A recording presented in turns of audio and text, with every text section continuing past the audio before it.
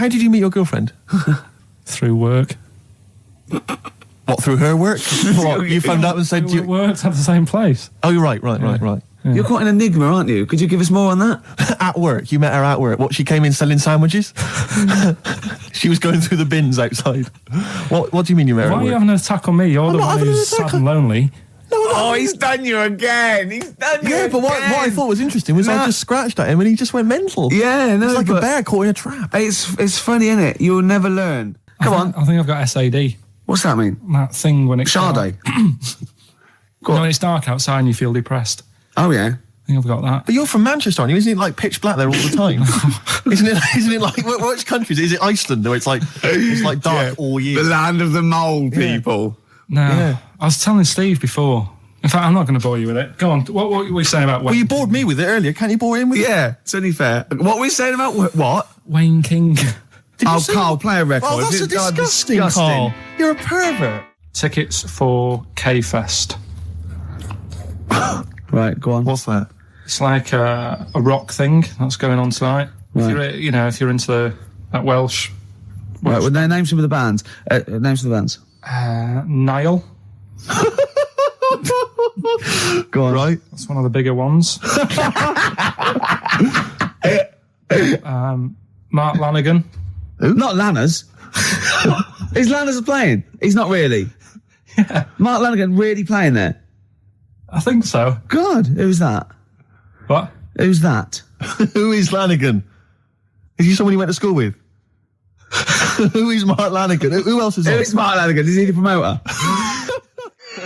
Is there a baguette-shaped gap left in their holdall? So let's make some bread that you can fit down your trouser leg. What? That's not true! No, it's not, I read it in Euston train station. I was waiting to go back to Manchester. Where did you read What, scrawled on the wall in graffiti? Yeah. Do you know Was it also meet me here for cock fun at 12 o'clock? The upper crust sandwich shop, Euston Station. It's on the wall. Ages ago. Yeah. Only people with money had drinking or something. That's like one of my film reviews. Years ago. Welcome to History Now. Now, ages ago, only people with money had drinking or something. Keep going, Carl. Keep going. Like spirit and stuff. So they'd it's like businessmen. It's easy for you to say. This is getting to be cruel, isn't it? This is amazing. Yeah, go on. Why did you open your mouth, Carl? What were you hoping was the best that could happen? Because you were trying to make me look stupid before with the planet, so Whereas you know. Yeah, go on, no, come on. Businessmen. Businessmen with money. I've got to drink and ching. The pigs come, if you like. Sorry? What did you say? What did you say? What did you say? When you do what, Carl? What? What did you say? No, what did you say? Because I don't want to have to go to the radio authority again. What did you say then? Just remember. We are going out live, Carl. Yeah, remember Tom Binns, right? What did you say? What I'm saying is, why were they shouting Vera? Because pigs don't come to the name, do they? Hey? I don't know the ins and outs of pig, of how to lure a pig into your trap. Can I just tell you some very, very interesting things about pigs? Please do. Right. One, everyone knows they have a corkscrew-shaped penis, right? A corkscrew-shaped penis. That's the tail, isn't it? Two, they can't look up. They can't put their head back and look up, right? Three, they can have a 30-minute orgasm. Yeah. Rick, is it only pigs that have got a corkscrew-shaped penis? No, and landlords. Okay. Very handy. Right. And it was a Christmas play, and I managed to get a part in it. And, did you audition? No. Got a part in it, and I should have been playing the drums to the one about Kings. We Three Kings. Yeah. I was meant to be doing that, but Little Donkey came on, and it was one of those. What do you mean came on? That was like next up on the next song. Right. And it's one of them songs that you can't help sort of tapping along to. Yeah. Do you know like if I was to go yeah, you'd have to finish it with. Yeah. Do you know that they actually send that into space? Do they? And what, hoping that aliens will respond with that? Yeah. They do that because apparently it is one of them things that you can't help. What, even if you're an alien life form? Yeah. They know that, do they? Yeah. But anyway... What, because they watch Star Trek or something? Hello. Knock, knock. Yeah. No, seriously. Is it true, like, if you say no, knock, knock into space, they have to say, Oggy, oggy. Oh, that is great. Seriously. Oh, hold on, what's something out there? What's a little green fellow? That is great. Yeah, so anyway, That is Little Donkey is like one of them tunes that you can't, and I was there and I had the drumstick and I thought, oh God. The drumstick! I could feel myself. And anyway, just wanted to do it, yeah. I started going along and playing Little Donkey, which I wasn't meant to do, but it went down such a storm. Okay, the film review.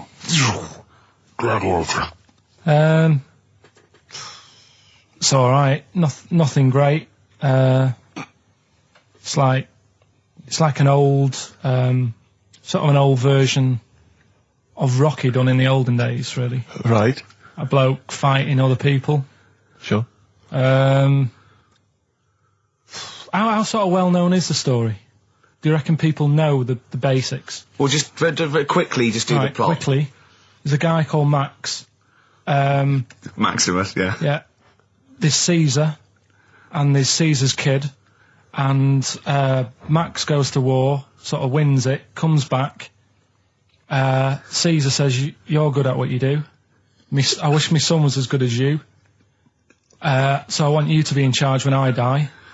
His kid finds out, a bit annoyed about it, kills his dad, because he don't want anyone to hear that he said that he wants him to be in charge. Yeah. So his kid gets in charge and thinks, I'll show you. You're not going to be king, I am. You're going to be a slave or something. And then, next thing you see is... Sorry, can I just stop there? My only thought is the film's 3 hours long, so maybe we shouldn't go through the whole plot. We've done the first 10 minutes, but go on. So, yeah, he's a slave and then... Yeah, but then, that was an interesting bit that I thought, right? I mean, I was watching this with a girlfriend, she was already annoyed because she wanted to watch Friends on E4. Okay. Yeah. It was a good episode as well this week. Was it? Yeah. Don't tell her that. Okay. Right, so she was annoyed and she said, come on then, put it on. And I got it wrong straight away because it says on the back 149, so I thought that was an hour and 49 minutes. It turned out it was 149. No, I thought it was 1 hour 49. Yeah. But it was 149 minutes. Sure. So it overran anyway. By 40 minutes. Yeah. People got sick of him and they said, oh, we'll have to get rid of him. So they tried to, he loved cakes as well as women. Okay. So they said, let's poison a cake. And they poisoned a load of Easier than poisoning a woman, wouldn't it? And he ate these cakes and it just didn't kill him. And they were like, God, what's going on? And they kept giving him more and more cakes. And he was suspicious. And that didn't work. So the fella said, that's it, I'm going to shoot him. So... They were like, I'd be there sort of punching people in the arm. That's a great game. Oh, I love that, punch people in the arm. Is that part of the Olympics now? it's, I think it was exhibition this year. Right. But it's going to be a pro next year. It's going to be the Winter Olympics because you've got to do it in just a cap sleeve shirt in winter. Yeah. So you're playing that? She, but whilst But she didn't appreciate that. She used to go, ow! No, I always think whilst I was doing that, they were like the Charlie's Angels and they'd be sorting out a mission somewhere. Because they were really like, there was something about them that you thought, they're special. They were private detectives. What did it work for a man they never see? I don't know if you saw it. What did you make of Posh Spice's Warts and All documentary? Yeah, I saw a bit of it. What did you make of it? I mean, people are slagging them off, aren't they? Saying, she's daft and that, but...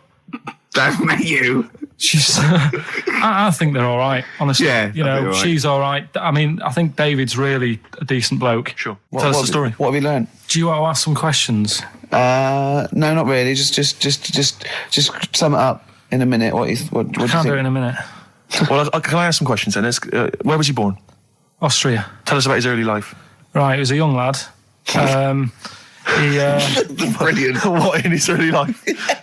Okay. Yeah. What's the name? His mum was his dad's second cousin, which is a bit weird. Yeah, that is weird. They had 5 kids. Steve's going, it's usually first cousin where I come from. Oh, that's unfair, isn't it? There's no need for that. No. What do you do in your leisure time? I like, going out for food and that. Right. Foraging. What do you mean going out for food? Like come have a little hole and go hunting. Yeah. This is Karl. He's hungry. He knows he has to get to the greasy spoon by 11. Wow. Many of Karl's close friends have never made it across this road. There was a zebra crossing installed just for the safety of Karl. Beep, beep, beep, beep, beep, beep, beep, beep, beep. Can I have a bacon butty? And Karl is enjoying his... Wow, but he has to get back. His girlfriend's asked for one as well. She's home with a PlayStation 2. Wow. Oh. We just had a call from someone saying his company would sponsor Karl, right, to be raised by all these balloons if he could have a walk-on part in the office.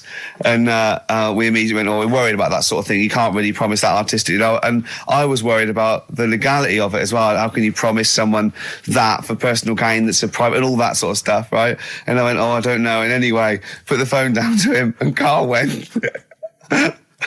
I love the fact you're more effing worried about that than me being raised 30 feet in the effing air. You started getting scared, did you? Are you worried about it? Well, You're quite excited about the idea of the challenge, aren't you? I like the idea, but I want, like... Why do you like the idea, Karl? Oh, what if it went all wrong and we're there going, the humanity of it. I think we need Karl to get... he's just And the rope would pull out my trousers and Oh, no, it's definitely got to be Dr. Fox if that's going to happen. God. We've got to do this. I both think she's a fine presenter, and I think she'd do very well on it, and I think it's a good move as well. Yeah, but can you just say it's not forever? Isn't it? No, I think she'll become more popular than us. And I think that'll be the end of us, to be honest. Well, she can string a sentence together. I think she'll get lots of PR and everything. And she goes out with Big Boy Slim. Big Boy Slim. Who's, a good DJ. He's a good DJ. And, is her name Zoe Slim now? Yeah. Right. There will be nothing. It's 3 months, isn't it? She's taken over for. Is she getting paid the same as us? I don't know. We'll find out. I bet it's a hell of a lot more. I'll go mental. I bet it's good money. It's good money. I'll go mental. A kid used to take a horse into the house. Sorry. Whoa, Neddy. What do you mean a kid used to take a horse into the house? Where did he get a horse?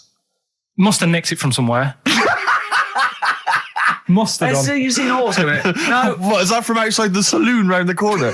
Yeah, was it just tied up with a bit of leather? Right? That's great. Big Jake coming looking for it. I'd been out. Oh. No, sorry, let me get this. This was before the lynching stopped or after. Where did he get a horse from? What do you mean he must have nicked it? His mum said, where'd you get that from? I bought it. All right then, but keep it out the kitchen. I don't want you going cattling rustling. Where did he get a horse from, Karl? And how long did he have it for? Was he leading it or riding it? Mum, open the door, I can't stop. I can't stop it. Open the patio door as well. Looks like we got us a runaway. What do you mean? I've sort of... Don't think you can ever be boring, No, but what I've done, I've took like different ones. So I've took a good one that I think, that's a good quote. That was worth putting in a book. I've put one that isn't really a quote, so I don't understand it. Oh, yeah. One that isn't clever. and a funny one. So a bit of variation out of one book. Oh, how long did this take you? What did you do? Did you sort of like sit? About half an hour last night. And did you sit sort of like quietly at a desk or something? No, just in the lounge with the telly turned down. Oh, right. Just to give a bit of light to the room. Just had it on, but turned down. Have you figured out lights yet? So, so the first one, and it was like they stuck some bacon on his head. And as ever, the vital piece of information, i.e. the reason, Karl seems to have forgotten. Because the worm was in his body, and they said everyone likes the smell of bacon. Including worms. Even a Vietnamese lake worm. They love bacon. Remember last week when I said about the little fella with the bone with no brain, and you were proved wrong? No. We were saying it wasn't a little fella. We were saying it was a stillborn child. It wasn't a little fella. You're changing it now. You weren't having any of it last week. Right, hang on a minute. I'm getting confused. There was a Vietnamese snake that went inside of a soldier. A little like maggot or some sort that you have to get out of your body because it causes problems. Yes, and so in order to get it out of the body, they strapped bacon to his head. Yeah. That is great. This doctor. And did that work? I think so. They had a picture of him smiling. God, what, the worm or the bloke? The bloke. Oh, dear. Honestly, I hope someone knows the story. And it was about 3 years ago, I reckon. Okay. And, it did work. G.I. Bacon. So this is why so what, the worm burrowed out of his head to get the bacon? Get to the bacon. Right. That's great. When my dad was when he was a taxi driver, Yeah. you used to have to sort of do your bit for the local area. Oh, God. By taking the Forest Gump people to Blackpool. Yeah. Is that what they're called now? The Forrest Gump people? Is that what the organisations that support them asked for them to be referred to? A minibus with life is a box of chocolates.com. Well, Forrest Gump types. It must have been, so you worked with these people. The people with learning difficulties. And he used to get 5. Coming home must have been a busman's holiday. So he got 5 of them in the cab. Yeah. And he had to go to Blackpool, and 4 of them were really good, behaving themselves, didn't mess about, weren't fighting and stuff. But there was one who was just causing loads of trouble, and they couldn't control him. Oh, and what you've got to be able to do with people like that, you don't want them to get stressed out, because it's not good for them. It stresses them out, and you could end up with a bit. Thanks, Dr. Karl. You could end up with a bit of a riot on your hands. So he thought, I'll nip this one in the bud right now, and he pulled up just on the outskirts of Blackpool. And he took the one out that was causing problems and put it in a wheelie bin. Oh, no. Oh, I'm sorry. I apologise. He did what? Oh, he did it for the good of the others. He put it in a wheelie bin. He was having a good time. He thought it was one of the rides. Can you stop saying it?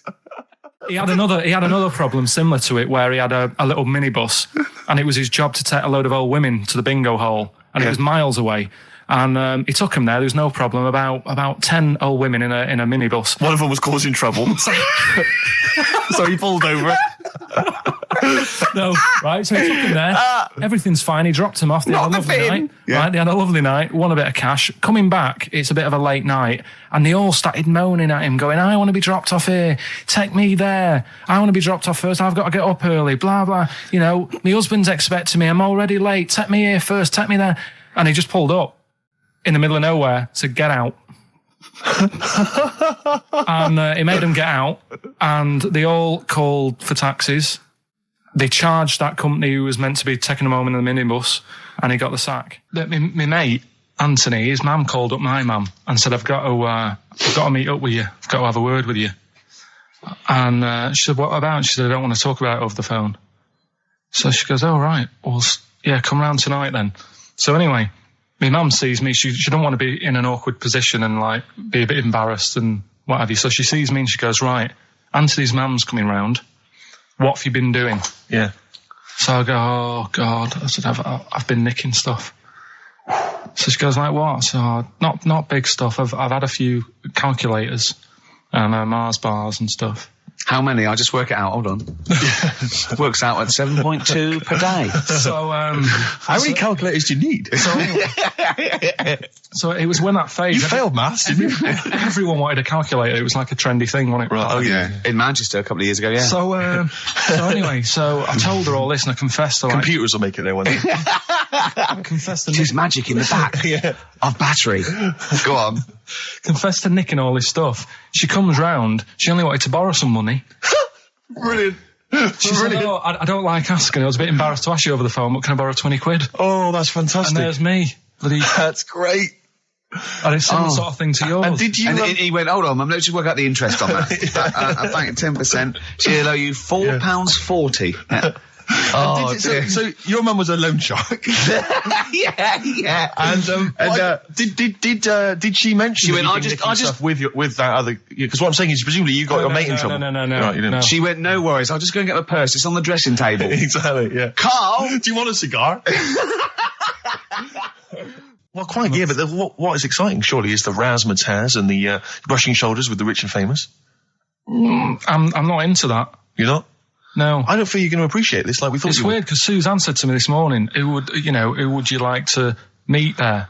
Yeah. Is there anyone who you can get close to and it's like, God, I really admire your, big fan of yours or whatever. And it's me and Steve, so you're here now. Well, I really admire your big fanny. I didn't. What did you say? What did you say? You know, if you're a big fan of it. Oh, right, yeah. And, Sorry. there isn't anyone, really. Do you know what I mean? Isn't there? You know, you two are all right. Thanks. Jonathan Ross, is he going? He might do, I don't know. But hang on, wait a minute. Like I can't help but feel we could have exploited this more. We could have maybe run a competition to let someone win. You know, if you're not going to appreciate it, Carl. Yeah. Are you going to get a trouser suit? Are you going to get a ladies' trouser suit? I just think then, if you go sort of like looking macho and walking down with him, you know, they know that you're not really partners. And I just think it's a slap in the face for BAFTA.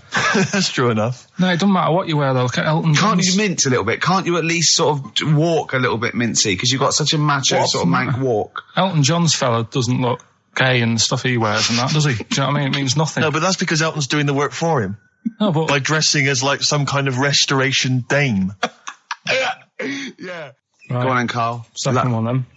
This is a bit easier, but I still think it's a good one. So this is, we should explain what this is if you've just tuned in. It's one of those stupid lateral thinking problems. That Carl himself has created. Yeah, that was his homework. Right, this one. It's a fella. He has a normal day doing stuff. Nothing wrong with him.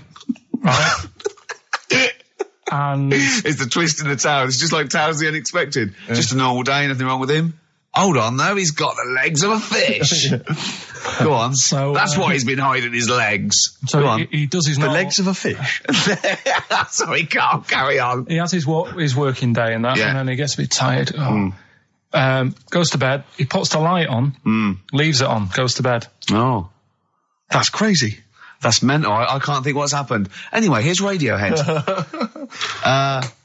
Right, okay. What? The question is, why does he put the light on when he's going to bed? He's had a normal day. He's come home from work. Is that right? He's come home from work, or he's not been working? Yeah, he's just been out? No, he's been working and stuff, I think. You think? You've made it up, Carl. You can decide. So the question is, why has he put the light on when he's asleep? There's a reason that he's put the light on when he's asleep. Has he gone to sleep? No, Carl, don't shrug. You're meant to answer these questions. He put the light on before he went to bed. Yeah, and the question you're asking me is why? What's the scenario? And the light's on and that, but he's gone to sleep. Yeah. He started reading and then he fell asleep. No. Did he intentionally, for some reason, put the light on? Every night. It's mad. Sounds mad. That's Carl, doesn't it? Every night he does it. Yeah. He puts the light on when he goes to sleep. Carl, is the point of this, he puts the light on for a very good reason. Not for us, but for some people. He's blind and it's always been on and he thinks he's turning it off, but it was on in the day and he thinks he's turning it off, but he's turning it on because he's blind. That'd be stupid. That works. No, that works great, Rick. Yeah. Thank you, Carl. So you've got to come up with... Hang on. If you're blind, why would you put a light on? No, he thinks it's off. Yeah. But why would he turn it on anyway? Just think so he doesn't get burgled, so people know he's in because he can't see him. So he just he puts the light on when he's there, then he turns the light off when he goes to bed, so people think it's fine. But he's got it out of kilter, and actually he's walking around in the dark all day. I don't believe that if you're blind, you turn your light on. I don't think you'd be living on your own, would you? I'm not having that for a second. Do blind people live on their own? I'm not having that for a second. Well, some people do. Lonely blind people live on their own. No, if you got bad eyes. Any even women? Are there any blind women who are living on their own?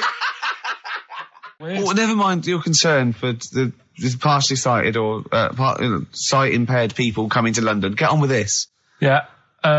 So there he is. Yeah. It's like, a bit tired. Yeah. Just put the light on. Get to bed.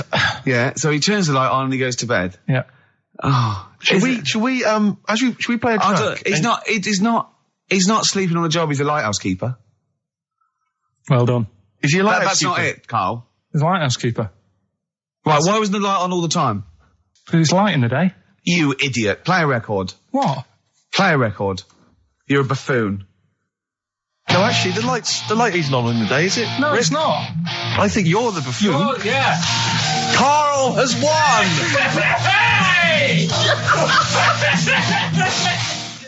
So this week's, and don't say it if you know it, because the idea is that people can... right. There's this bloke, and he buys a new house, right?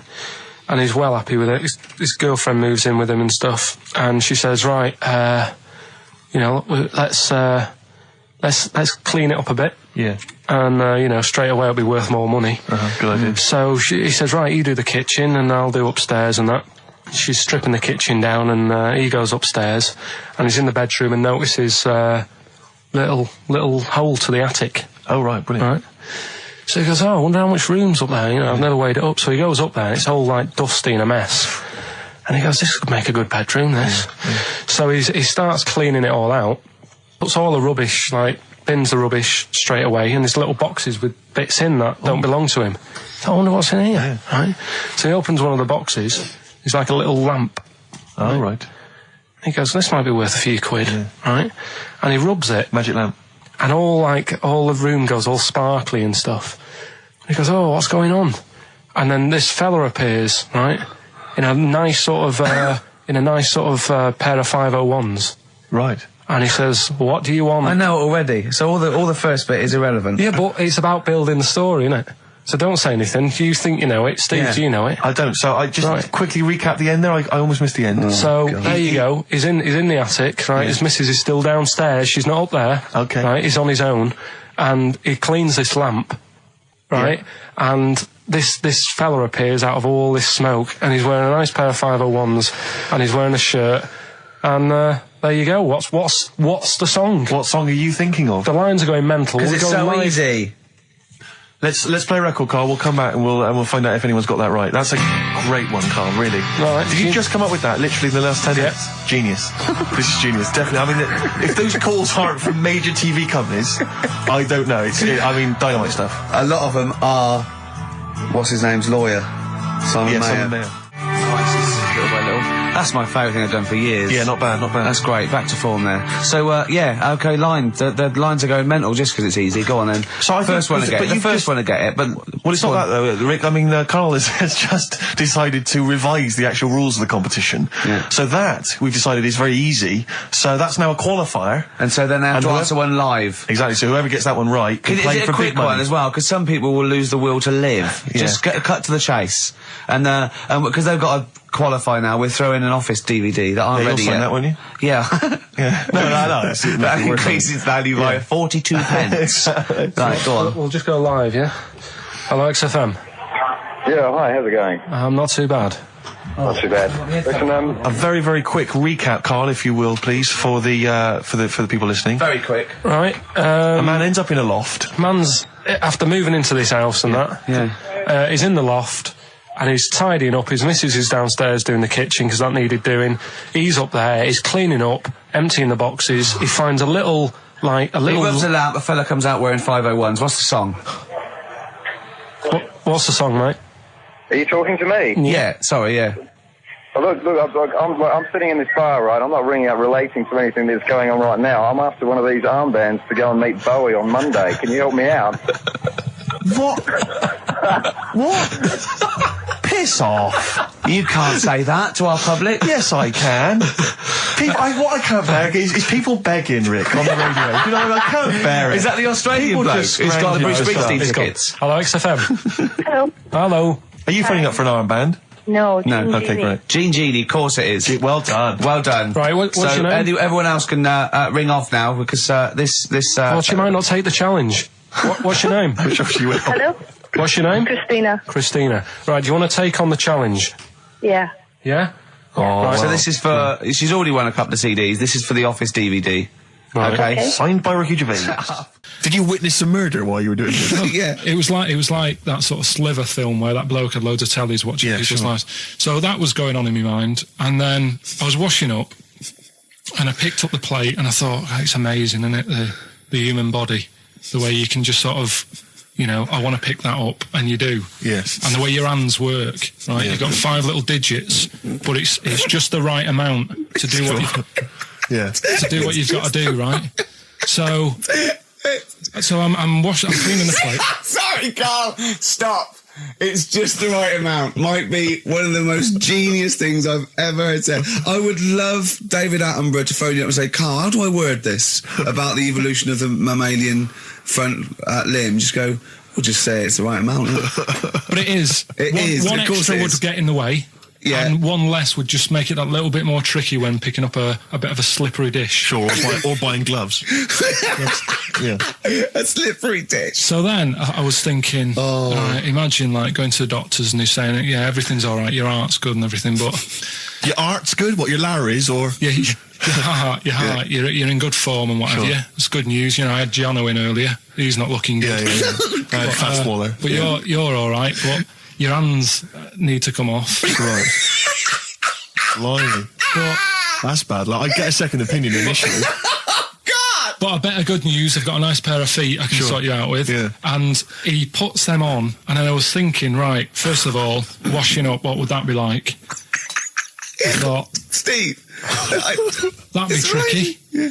And then the second thing was, it'd probably ruin the sort of the shape of your jumper. Because you have to keep putting the feet through there. Yeah. And then I thought, I could still cycle in Okay. to work. You could run in. Well, that's the thing. You'd be really fast. Well, that's what I was thinking. I thought I could still cycle because I could balance, and then I thought, but the only thing is I probably couldn't pull the brakes. Because of the little short things. Yeah. And then, like you, I thought, but then again, you're running in half the time. So that's what was going on in last night. So she said, yeah, it's a nudist beach. So I said, well, why, what? I said, we're all it's all mixed up. Normally on a nudist beach, it's a nudist beach and you don't go wandering on there when you get your clothes on and that. So it annoyed me a bit because there wasn't any signs. So this fella's getting closer. Well, the knob out was a sign. Yeah. Right, so he's getting closer. And he walked past me. It was an old fella. And he walked past and he had a hat on and a little pipe and a big rucksack on his back. Right, so he got me thinking. Not strictly naked. I'm walking along and I'm thinking, right, why do people want to do this? So straight away, I wasn't on holiday anymore, because most of the time when I'm on holiday, I don't think about anything. Right? Your mind's a blank. I just switch off. Right? But all of a sudden, this has got in my head now, and I turn around to look at him, and Check out his arse. and this bag, right, I swear, That's his ballsack. it was massive, right? What? You had a massive bag. The bag. His rucksack. His rucksack. Oh, right, okay. 'Cause when he said there was an old couple coming towards me, I said, what was lower, the bloke's bollocks or the woman's tits? And he said, well, that was another point. She might as well have worn knickers. Because I was so naked to see it. That's what he said to me. So you saw the bag. So it annoyed me, yeah, because the whole idea in it, this is what I think, I mean, I might be wrong, right? Might be wrong. Chances You are never have been. You never have been before. Being nudist, right? What's it all about? So I'll tell you, on that point, Carl, let's play a tune. Let's come back and we'll discuss. What are we going to play? We'll discuss that very issue. We've got some ideas. We did chat about this last week, Carl, in your absence. All right. Well, we'll play the choral. Okay. It's a good one, this. Yeah. I'm sure if there's a doctor listening or a nurse, they will clarify Right. that if they pump you with all sorts of stuff, it wants to come out. Right. So you're sat there having a serious chat. It's a quiet hospital. The woman next door with the blue hands suddenly starts seeping gas, right? Well, I start laughing. Because if there's one thing that makes you laugh, it's that. It's a 98-year-old woman with blue hands farting. So you try to hold it in because it's a really quiet hospital, and it'd be obvious that that I was laughing at, and I didn't want to be mean, but it was funny. And then it got me talking about my auntie, because my auntie Nora, she same thing, pumped her with loads of drugs. She used to have a cabinet next to the bed is like boots. She's got loads of stuff, right, for all sorts of stuff. And I mean, she's not that old, but she's on loads of stuff, right? She's a bit coked up, is she?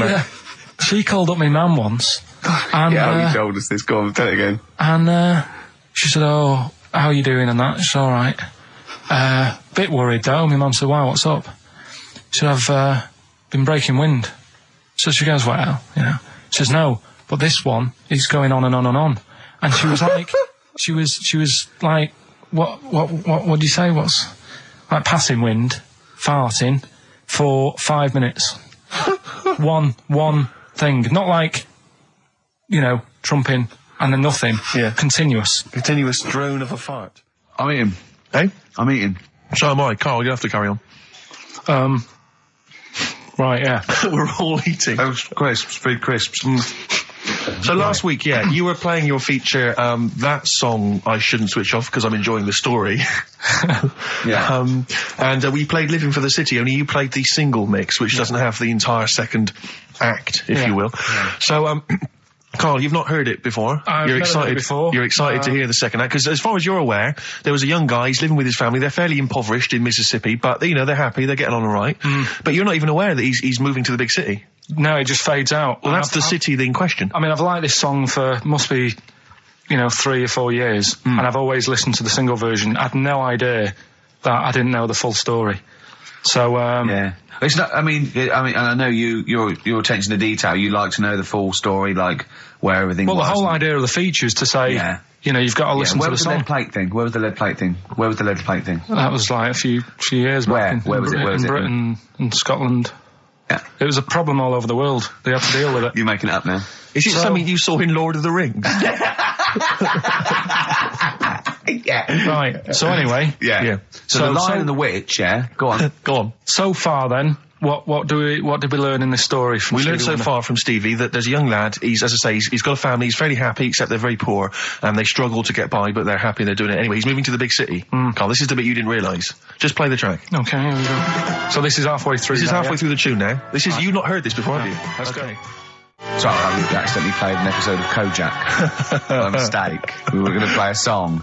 Carl, what did you make of that then? Yeah, what's happening there then? Eh? He was living with his family, he was fairly impoverished. He's moved to the new... bus he was on, was it? Right, so what's your take on it, Carl? After hearing that, what I've worked out by it, the first part that we heard last week, everything's alright, but it's not that great living in Mississippi, right? So he goes, I'm going to go to New York. There's plenty of work there. Yeah. They'll sort of accept me as, and everything. So he goes there, and the weird thing is, he's hardly, been in New York for a second. He gets on a bus, all of a sudden some copper's arresting him. He's like, what's going on? And then he's got 10 years. I mean, what you can't hear, because the levels are quite bad. I mean, I work with sound. I can't really hear what's going on. You're criticising Stevie Wonder, I'm sort of guessing that he didn't pay his bus fare or something. And 10 years. He got 10 years for that. I really don't know what was going on. And the last one... I've got that one. That's terrible. That's terrible. Okay, quickly. Oh, God. And the last one is that bloke who does... Come on! It's making me laugh. Come on, Carl, be professional. Right, the last one. Right. I can't do it, it's making me laugh. Oh, come on, I'll come and read them then. No, hang on, Come on, Carl. Right, here we go. They don't do this on Blockbusters on TV, do they? No, come on. That bloke who does sport on telly. He's got a little kid, right? Initials DC. What? Is that I'm the completely clue? confused by that. Was that the clue? Yeah, that bloke who does sport on telly. Yeah. He's got a little kid. Initials DC. Okay, is that a band? Or an artist? It's... well, I'm not A going to tell you. cheese. I'm not This is a gonna tell you. well-known sandwich. What is it? Is it a band or an Right, artist? so just quickly recap. That's, Okay. It's a Come on, Carl. Right, Come on. quick recap. The first one is B. I don't think them birds should be around in this area. Right, that's B. Right. Second one, he doesn't like women, yet he's got a few kids. It's a bit weird. That's PD. And the final one, that bloke who does sport on the telly, he's got a little kid. Right. DC. All right, and it's ricky.gervais@xfm.co.uk if you want to enter for Hellraiser. Oh, I'll tell you what, continue to do a little theme of some old stuff people haven't heard of. If you're under 30, you probably never heard of this band. It's also a new thing I want to introduce. It's Show Up Camfield. Camfield talks the talk, he doesn't walk the walk. He doesn't play some rock classics on his show because he's scared. I'm going to play the tracks that Camfield's too scared to play. This is Kansas and Carry On Your Wayward Son, alright? Kansas. Carry on your wayward son. No, again, I spoke to you in the week, and I had much better things, like when I tell you about Brian Blessed climbing Everest, and for some reason it made him, it played havoc with his belly, and he followed through, and he had to clean up. Shut himself? Yeah, using ice and snow. Why are you telling me that Brian Blessed... in what way is telling me that Brian Blessed shit himself once in any way educational? Because I was saying how he was climbing Everest, right? Right. I give it to him, he's an actor and that, but he gave that a go. Yeah. Right? It played... What's the point of that, you'd say, wouldn't you? You'd say, God, he's he's so he's alright. Me doing a boxing match for no reason is rubbish, but him climbing Everest and shitting himself... Yeah, he did that. It's commendable. Right, and he's only going to, go and do it again. He's going to climb it again. Yeah, but he might not shit himself this time. Yeah, what's the point in going? Nothing's changed up there. Yeah, good point. Yeah, It should be. Well, it has. They've probably cleared it up by now. Right, but it's sleep on it. I can't even be Go- bothered telling you this one because. Come on, To be just honest- do it. Or do it now. Steve, how we doing? Look, no, never mind that. Look, just tell me what that means. Oh, he's a nuisance. Oh, this is so annoying, Carl. I'm going to go mental. Right, Talk. Right. Listen, I'm just putting Right. this in here, right? Right, nuisance is a bit of a nuisance. Yeah. Apparently, Yeah. the old fella who used to hang people. 1800s. Yeah. Yeah. He used to be able to tell somebody's weight just by looking at them. Right? That's a bit of a bonus fact. We'll be the judge of that. The thing that I wanted to tell you is money for old rope. Do you know what I'm saying? I can't even be bothered. Yes, you're going to tell me now. Come on, Carl. I mean it. Basically, money for old rope came from the right. What was all that about? He can tell someone's weight. What was all The that bonus for? fact. And blind blessed shitting himself. What are you? What? Look, don't you? No, tell me that now. You nearly made me swear. Then, I'm getting really annoyed. I'm getting really annoyed now. Tell me this back, Carl, or I'm going to go mental. Come on, Carl, time's running out. More that people years ago, when people used to be hung, right? Right. If you didn't like the person who's been hung, you'd go, God, I really don't like him, and so you never forget the Because time. even if when they're being hung, we take that as read. Yeah. So they never forget afterwards to get the hangman to get the rope and to cut it up into little pieces, and he'd sell them. He'd sell the little pieces of rope to people. and See, they'd go, Carl, that's the most interesting thing, if it's true, that you've come up with. Right, okay. And so so they sell the rope, they sell the rope, and it's money for old rope. money for old rope. Meaning, like, God, it's easy to make money. That all they have to do is cut it up and sell it. I'm cynical. Sorry, you were telling us a story about... So anyway, she'd get the newspaper, right, and she'd stick it in front of my eyes, and What does that say? Go on. so she'd You inherited a lot from your mum, didn't you? So she'd cut me fringe, right? Yeah. Well, then she'd go, it's not straight. It's not very good. So she'd go again, and she'd keep going. And the problem Is that why you're bald now? I was to say, is this that you have got hair, but she has to get it right. Yeah. And it takes her to the back of your neck to get it even. She sort of removed the newspaper, and she was like, oh, God. And I said, what? And she goes, oh, I'm sorry. And like... What, did this happen every Sunday? Can I ask you, Carl, when she was cutting your hair in this picture, do you think she was maybe sidetracked by an interesting article in the paper and really wasn't paying attention to what she was doing? Or did her favourite hymn come on? Yeah, and indeed. she started Or Compo was rolling down the hill. in a bath. So I ended up with a fringe sort of on the back of my head because she just kept going further and further. Right, there's a little midget. Right, there's a circus. I'm loving it already. Circus going on somewhere. I think it was in America. And Is that present day or old times? I'm talking in the last 3 weeks. Okay. Right, little midget. Circus, really packed out show. People are loving it. Steve, you're asked the same question I did. I know. So there's a little midget jumping up and down on a trampoline. What circus is this? Right. I'd pay good money to see it. So everyone's clapping, and he's getting carried away. Because he can't believe they're loving it. I didn't know they'd like a little person on a trampoline, but they love me. But you know what it's like when if there's a crowd of people sort of encouraging you to sort of go higher and stuff. Yeah. And I'm sure he knew it was getting out of hand. But he was jumping and he was coming down the road going higher, and he's going really high in the air, right? So he's doing this. Crowd are clapping. There's a hippo, right, just sat next to the trampoline, getting ready to come on and do his act. Oh, right, I thought he was in the audience. Getting ready to do his act, Steve. Yeah. So He's a ventriloquist. What do you mean he's sitting by the trampoline waiting to do his act? Because why does he sit in the dressing room and they go, 5 minutes, Mr. Muss, 5 minutes, Mr. Muss. So anyway, right, so the hippo's there. He's getting annoyed, is he? Because the midget's He's going, how can I follow this? This is really annoying. They're going to be, no. So he's thinking, he's already done the trampoline, my pogo stick act is never going to work. Yeah, go on. So there's a hippo waiting. See, it's a great story, and I just know he embellishes it or it gets slightly wrong. Go on. So there's a midget jumping up and down. The hippo's getting annoyed. The crowd are going mad. The midget's loving it. Can't believe his luck. Although you think he probably knows he's dicing with danger. Yeah. So next thing you know, they're all saying higher, higher. He gives it one big, heavy sort of landing on the trampoline. goes really high, but goes off at a funny angle. Oh. Hypotenuse. Okay. Yeah. And sort of flies up. Sure. Flies off at a funny angle. Oh, dear. Hippo's there, swallows him whole. Crowd are clapping, thinking that's why the hippo was waiting there. Rubbish. Rubbish.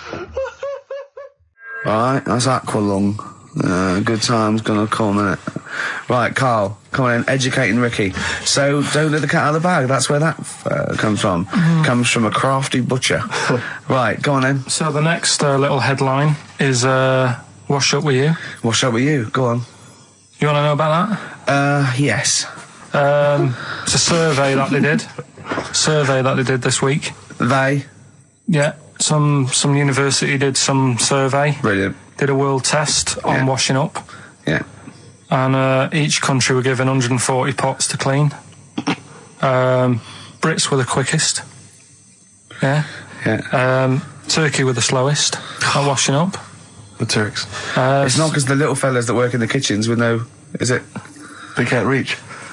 Spain were the cleanest, and the Germans were pretty good as well. So I don't know where to start with this. Honestly, Steve, I don't know where to start with that. Look at his face. It was really light, right? We've had the parrot, right? These are things that I found the parrot, right? I've told you about the dog in the car wash. Right, you didn't tell me about that. You said there's a car wash for a dog. That's all you told me. Yeah, the but parrot, you said there's a parrot. What? It's a problem at funerals. Yeah. That's nothing. That's nothing. Do you understand? And They used to eat cats. what else have we got? Travis on XFM 104.9 on Ricky Gervais with me, Steve Merchant and Karl Pilkington. We're doing Educating Ricky. Right, final one. Come on, Karl. Right, what was it? It was, why don't they just get a diary or some paper or something to write on? Yeah. Because snappy. I couldn't think of a heading for it. It's basically, Go on. people who have tattoos, I've never understood it, right? That they have something put on their arm. Right, sorry. Have we started the educate? Is this part of it? Are you educating me? This is something that will be useful in my life that I didn't know about. Yeah. Go on then. No, it's just that they've got a machine out, right, that does tattoos. Tattoos. You come up with a design you want, and you sort of this machine scans it, and you put your arm in this thing, and you press print or whatever, and then it does the tattoo on your hand or on your What, arm. like loads of little needles that follow a pattern? Yeah, The computer, is it? basically, yeah. Is it a real tattoo? It's a proper It's a proper one. The fella said, Well, as long as it goes out, it pierces the skin with a. I just wondered if it's one of those kind of, those kind of... No, it must be lots of little needles or a moving needle that can go Sorry, along but it. how is this cleaned, like, in between each person? I don't know. Well, no, as long as it's only that. If it's one needle, it's just the head, isn't it? If it's one needle that moves, does it like like loads of little? What are we gaining from a machine doing it? Just because they're not going to sort of mess it up. But hold on, how do you keep your arm still? Because your skin moves slightly. So the machine it's won't. sort of strapped to your arm. Right, And so the it's fella, spread- the so- fella said that the tricky thing was in all this, it was the fact that, nobody would let him test it out on anyone else, so he had to do it himself. But did it work? Because the thing is with the tattoo Yeah, it artists, worked, they can see when your skin's moved and they can see what they've done and they keep wiping it and looking, whereas a machine's just got to trust itself. Yeah. So I think one needle could go wrong. If it was a lot of needles that it just came down, like, 1,000 needles that was an imprint. Yeah. But No, obviously I'm asking someone who hasn't delved any further than there's a machine that can give you a tattoo. That's all you've got at the moment, isn't it? Well, yeah, basically. That's all you've got. I mean, that's what I've got, because I'm not a fan of tattoos. I don't... But where did you read this again? This was... Internet? This was on the internet, yeah, it was, yeah. Okay. And I just don't understand why people do it. That's what got me attention. Because me... Sorry, what have I learned from this? that if you wanted to get one, you can get one done by a machine now. Well, you'd think it'd be Bughead, wouldn't you? What? Well, you'd think it'd be Bughead, wouldn't you? You'd think it beat No, you'd think it'd be... Yeah. You'd think it'd be Buggered, wouldn't you? Bughead. Bughead. This can't be. If this is anything with a bug living without a head, I'm not interested. Because we've done it. All you've done is Well, fun. let's just do what a cat out. So it is that. Is what I do that give one us the first. Bughead one. Which one are we No, doing? do the Bughead one. Right, well, the The bughead one. Well, we've talked a lot about animals and that, haven't we, without heads. Surprisingly, we have. I think a disproportionate amount on it. If you're a new listener, and this is the first time you've listened, you'd be surprised. Yeah, we've done all that. We've covered worms, the way if you cut their head off, it grows back if you don't cut too high above its neck. We've covered The chicken. the fella who blinked. Yeah. I can't go into it again. Right. Let's not go into it again. We've had the chicken with no head that lived for 8 months. Yeah. And we've had And we've had the cockroaches. cockroaches living for a week without an egg. Right, okay. Well, it's a bit more on the cockroach front, really. Right. They've found, right, that if you get a cockroach and you cut its head off, right, and then you find a cockroach that's still got its head, but it hasn't got any legs, Right. right, it's not over for both of them, right? Because what you can do, you get the one that's got the legs Right. with no head, sort of running around, get the one with the head, sit it on top of it, Right. get a little tube Okay. so that the fluids... So is this auntie's go out of the Let him room? finish. This is like Blue Peter. Let him You could get this for Christmas. Right, you get Yeah. a little tube, you sit that on top so the bodily fluids are still running between the two. Right. The head of the one on the top will control the feet of the one on the bottom. Okay. What about Good. And will it continue to live? that? Yeah. Okay, you don't know that for sure, do you? You're just guessing. That was just a No, question out of the blue he wasn't expecting. Well, what do you think of that? Good, yeah, it's great. Yeah, just a primitive nervous system that can, yeah. Did you expect us to be more impressed and excited by that? Did you fall off your chair when you read that? Did you literally topple off? Snowbird from Mark Eitzel, part of his covers album. He's so happy that the XFM listeners understand his stupid clues, and he knows it annoys me. We've got some right We'll answers be from giving out the Blockbuster. answers just quickly, just in case someone sort of missed one of them. I'll just quickly do them, yeah? Yeah, go on. First one, there's a load Short of letters. show. There's a load of letters there asking for advice. Put them on Claire's desk. Oh, well, Merry Christmas. Ask your mum if you should. Oh, well, Merry Christmas. And a couple of people were arguing in the supermarket. It was at the fruit Christmas, and that's veg why. counter. And that's B. Okay, we'll give those answers out shortly. Yeah. Right, here's the last clues of the year. You had, there's a load of letters there asking for advice. Put them on Claire's desk. Go that on, was no idea. F. That was for foreigner. For Rayner. I don't know what you mean. Claire Rayner. She took advice. She gave people advice. So that's a foreigner. That is shit. Right. I'm sorry. That might be Christmas. That is absolute A garbage. lot of people got the right answer. I know, well, that annoys me even more. Number The two. second one, ask your mum. Foreigner. Yeah. Foreigner. Second one, ask your mum if you should. That was S. That was Shalimar. Shalimar? Shalimar. Right? No, bizarrely, what was the clue there? Ask your mum if you should. No, we got a lot of people saying Smashing Pumpkins as the answer to that. But I don't know who's saying that today, Mum. Smashing Pumpkins. Merry Christmas, Mum. Smashing Thanks very Pumpkins. much. Nice bollocks. Yeah, exactly. Oh, that's great. That's great. Right. Smashing Pumpkins.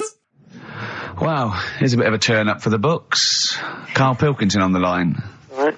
Yeah, where you been? I'm off ill, aren't I? Right. Okay, what's the matter with you? Just a bit bunged up and that, and got the shakes, got that sort of, that shaky thing to get. Yeah, that's because you didn't eat last time when Suzanne was at work. Yeah, well, I think that's what brought it on. Plus, she was away in the week, and I put some wet jeans on. And I think that's what's caused the problems. When did you put them on your head? No, they were just on the Maiden, and the legs felt dry, but they Just were on the what? On the what? Have you got the maiden? What was she doing there? What do you mean? On the Maiden that you put clothes on. What? Your clothes horse. Maiden. Your clothes horse. Well, yeah. Right, okay, so you put wet jeans on, yeah? So that's why I'm ill and that. I'm Right. not having a good time. I've been watching the football. So you're just sitting at home watching telly where you could have been sitting here? Well, I would have been better off there because I've got a chair there. I've got no chair at home at the moment because Why? I sold it last week. Why did you sell a chair? What, you sold only the had sofa, one I was chair? telling you. What? Look, can't we just, I just was calling up to let you know I was alright and that. We're not interested in that. We want to know about the chair. I sold it. I had a little two-seater and I sold it because I'm getting a new one, but I've got to wait another month. So you've got to sit on the floor for So a you month. sold a chair before you had another one? Well, she might not have wanted to buy it in a month or something. so I got rid of it whilst I could. She was alright, buddy. We'll talk about that next week. Oh, you're going to be in next week? I look forward to that then. That's a dynamite piece of radio to tune in for. The Yeah. day Carl sold a chair. Brilliant. Alright.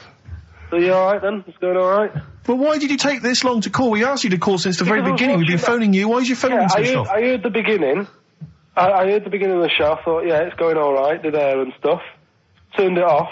In You fact, turned it off? No, I put a tape in though, because even though I'm ill, I'm still showing an interest in it. Well, you're not. If you're watching football and shaking. Yeah, well, I'll listen back to it later, so I hope you haven't been dissing me. No. Right? Definitely not. Don't I'll listen be back to it, it's not watching worth it, but we haven't been dissing you, no. The darkness growing on me on XFM 104.9. Oh, it's all going well already, isn't it? The microphones fell apart. Carl's shouting because he got headphones on. His music's turned up too loud. Canfield level. God, it got pre-out. Look at him giggling. Look at him laughing. That's so funny because I got a letter here from who was it from? Mike Heel, who sent me a little picture of a little Japanese fella from a film who said looks like me, and he does a little bit. But he says, please can you make Carl laugh? I've never heard him utter as much as a snigger, and I'm worried he may have a genetic disorder. Well, I mean, he has got a genetic disorder, obviously. But, he was giggling then. I hope people heard you then. Look at his little face. It was a joy. Oh, I love the things that make him happy. But I love the fact just before the microphone came up and just before the record finished, he had his headphones on, the music was too loud and he was just shouting, Bauhaus is not working! Bauhaus is not working! Play something else! I went and found Ziggy Stardust by Bauhaus and he said, why isn't it working? Look at him giggling, look, he's lost it! Is he going away? Are you on drugs, Carl? What have you done? He's tickled, look at his little, he looks like one of those shaved monkeys. Look at his little, oh my god, I've never seen a forehead glow. I know, it's extraordinary. Oh. And he's got that red shirt on as well, so the whole of him is just a big glowing... Carl, what are you trying? What are you putting in? I'm going to see if I can get this to work. Go on then. Hang on. Brilliant radio. I hope Dr. Fox is listening because I think he's eating his words right now, Steve. Right, I think I've done it. Well done. That's excellent. Right, what Let's play Bauhaus now and let's try and compose ourselves. This is Ziggy Stardust by Bauhaus. Yeah. Actually, a bit of extra monkey news if you want it. Okay, always. Do you know the Monkey News Extra. Go on. Do you know the Halfords ads? Halfords ads? I don't think so, no. What happens? Halfords, they've you know, they sell nuts and bolts and stuff. Right. They were using monkeys in the ads. Okay. Yeah. And what happened? Don't they sell bikes, Halfords? Well, mainly. Bicycles and motorbike stuff in that. Okay, so they're using monkeys in the advert. What happened? I can't handle it. What? I can't do this. Look at him. Look at him. I don't care what he's doing. Well, basically, right, there was a load of hassle because they were using these monkeys in this Halfords advert. Yes. Right. And what happened? Get to the point. It turned out there wasn't a problem because they were mechanics in the first place. Well, they were monkey mechanics? Yeah. What are you talking about? Mental. What are you talking about? That's not a story. Right, anyway, listen, let's get back onto They were mechanics in the first place. Right, listen. Right, so they're making this documentary. Right? And stumble across a little gang of... Come on! Get on with it, please. Little gang of monkeys. That's the first time I've ever laughed. I'll hear that. I know. Well, brilliant. What do you want, a cake? Come on. Can we play a song? Oh, I don't understand what is wrong with you, you freak. It's making me laugh. Just tell us the story. All right, then. All right. So anyway, right, so there's this documentary being made. They found a little gang of monkeys. Right, play a song. I don't know what's going on here. I apologise. It's just if you were looking forward to monkey. Got to hide your love away. According to the Beatles on XFM 104.9. I'm Ricky Gervais with me, Steve Merchant. Right, Carl, come on. Monkey News. Where everyone's composed. The jingle, please. Oh, chimpanzee that monkey news. Excellent. Okay. Right, where were we? We were just start again. There's some people making a documentary. For what? Okay. Making a documentary in the jungle and that. Right. Stumble across a little gang. Okay, come on. All right. A little gang of monkeys. Yeah. Oh, come on. So the camera crew are there filming it. Yes. Everything's going normal. It's all fine. Nothing odd about it. Okay. They're not running a restaurant. They've not got any barber shops. Nothing. No. Just regular monkeys going about their business. Yeah. So anyway, What normally happens is the monkeys sleep with the partner. They already do what? They don't sort of sleep around in that. Once they find a girlfriend or the boyfriend or whatever, they stick with them, right? Okay. But anyway, they were watching this one, right? And it's going around a bit, sleeping around. Oily. And it was getting fatter.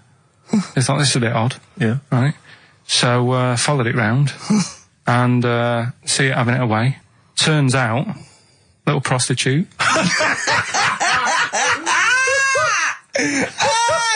Oh, God! It's a little monkey prostitute. And it was getting fatter because it was charging them bananas. What a load of old rubbish. It's charging them bananas! What was it, a boy or... It was a... Woman. Little woman monkey. That's the most extraordinary monkey news I've ever heard. Oh! That is genius! Has this documentary been televised? I don't think it's been on yet. No. And that's all the information you've got? Yeah. And is that's one banana for everything? Now, half a banana is for... Just oral. A paw job. Right. If you want full-blown monkey sex, it is 2.5 bananas. Sure. So, Let's just play a song. let's just play... All right, well, this is our penultimate show, so we're back next week. We're going to make it a barnstormer, I'm sure, lads. I want 100% behind it, 110% next week. All right, none of this giggling, none of this infantile giggling, like two schoolboys. Right. All right, we're going to come back, we're going to have some quality monkey news next week. We're going to have all kinds of treats, I would have thought. Okay. Some great prizes.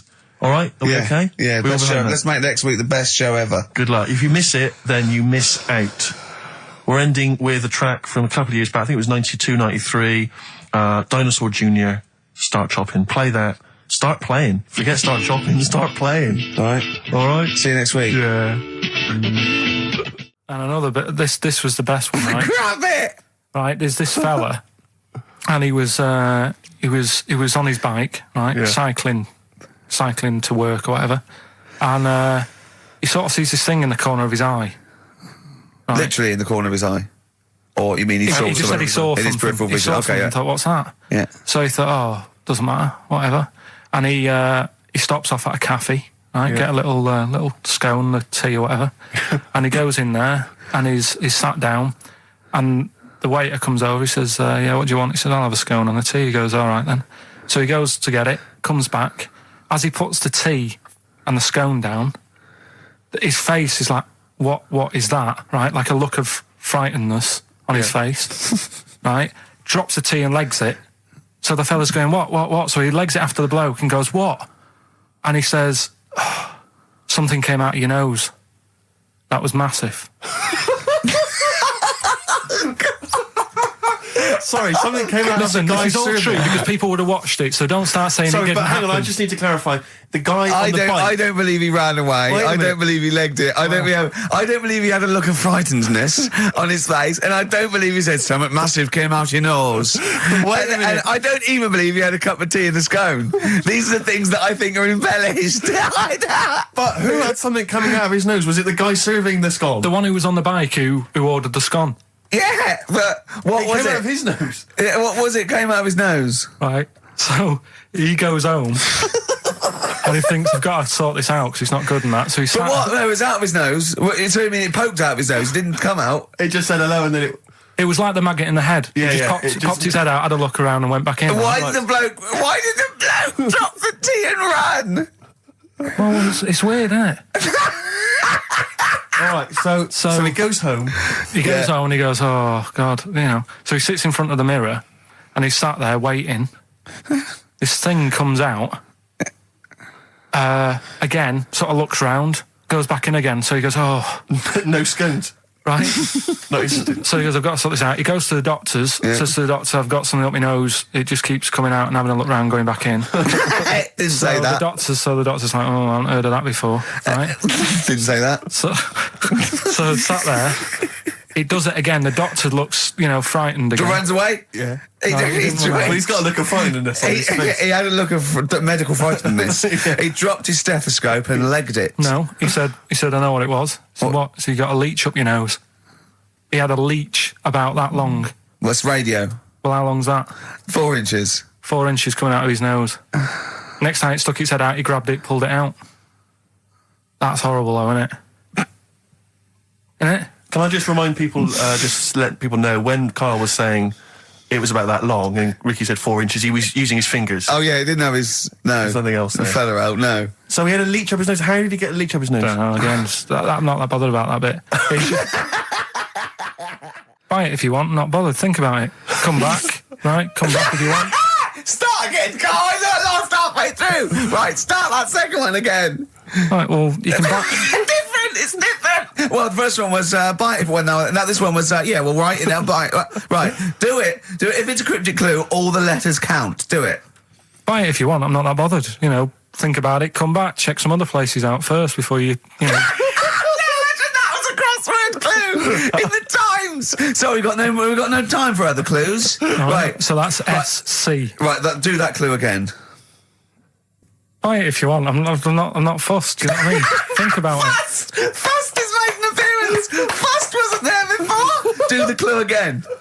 Do the clue again. Initials SC for that one. Do the clue again. No, I don't want to do it again. You haven't finished it yet? I have. That's it. No, do the clue again. I can't do it again. Do the clue again. Buy it if you want. I'm not fussed. Right? Shop around. Come back. It's up to you. I'm not pushing you into anything. It's up to you. Wasn't there? SC for that one, right? And the final one. That's good. I can play 10-pin bowling again. Okay, and what's the clue? Christ. That's O for that one. O. All right, so they're the three Now I things. assume that I'm not going to bother to look, but I assume there's a jiffy bag of tacks which people can win. All right, well, great, good luck. Ricky.gervais@xfm.co.uk is the email Play a address. record. Thorns. No, buy it if you want. I'm not fussing. Come back, have a look round. I'm open Wednesdays, by the way. Shut up, for. See you later. I sort of feel like, you know, one thing we've never done, Rick, is we've never pandered to people, but as it's the last show, we've got to give the audience what they want. Right, what's this? Well, yeah, and I was going to say things they don't want as well. And, you know, and well, just basically to keep a smile on Karl's face. Yeah. I say a smile, a sort of not quite a scowl. Yeah, he never really smiles. So, yeah, it's just really as a chance for him to have a go. It's like, you know, you indulge an annoying child. The only time Karl laughs is for no apparent reason. Yeah. What do you think? Like, What do you mean? well, sometimes you'll go, and I know you'll be thinking of what a monkey could do. Yeah, it's like people who've had electroshock therapy. Yeah! Oh, it's such a tied down biting on Exactly, something. yeah. Biting on a big leather pad. If you got like a bulb, Jesus. I know, you don't think about the cryptic clue is that every syllable counts. He says it different every time he says it. There'll be something different. Look, go on then. right? So if you get a bulb, right? A bulb what? A bulb. A bulb. What's a bulb? What's a bulb? Like a... A light bulb. A light bulb. Oh, a light bulb. So you get a bulb? You get a bulb. Yeah. Go on. He's gone. Right, go on. So you get a bulb, right? Oh, yeah, a bulb. Yeah. You got something in your throat. What are you doing? You eating a gobstopper? What are you doing? We'll play a song then. No, come on. Get the clue out, for goodness Go on. sake. So the cryptic clue is, so if you get a bulb, right, so... That's the beginning. Okay, great. right, if you get a saw, then right, if you get a bulb, like, go on. And you look after it, right? You look after that bulb. And you teach it stuff. And all Jesus that. Christ. What you doing there? Do you know what I mean? This is extraordinary. This is extraordinary. Imagine that written down in the He's Telegraph. had 18 months to get this But right. imagine it. That's not a clue. That's an essay. I don't know what it is. It's a I conversation don't know with if he means yourself. a light bulb, a bulb like you plant in the garden. What kind of bulb does he mean? Yeah. Doesn't really matter. Oh, Right, okay. you get a bulb. Well, remember that. It doesn't matter. Okay. Okay. It doesn't matter. It does, but I can't say too much. Right, so listen, let me just do it again. You get a bulb, right, when it's young, you look after that bulb, Yeah. you teach it stuff and what have you. What have you done there? What's gone on? Brilliant. And what are the initials of the band? R, right? R. R for rabbit, right? So anyway, my dad says, yeah, well, we can get in there for free. Of course he did. Clever. Right? So we parked up on this little country lane, right? No one about. We walked How much down, did it go in? Like £2? about £3 each. Yeah. But he said, well, yeah, but if you don't have to pay, do you know what I mean? You enjoy it even more, don't you, when you're walking about and you're thinking, I've got this £3 in my pocket, no one's having it. Yeah. Right? No, looking over sorry for a bloke with a peak hat saying, can I see your ticket, please? I wouldn't enjoy it more, no. Go on. Yeah, but you don't worry about it, do You got a bit of money now then, Rick. You've changed. So anyway, so we had to walk across about 4 fields.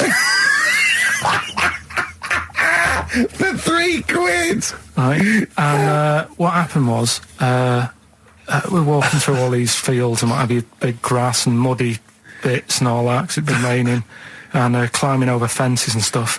And we're in this field, right, and I look to my right and there's about 30 cows all staring at us, right?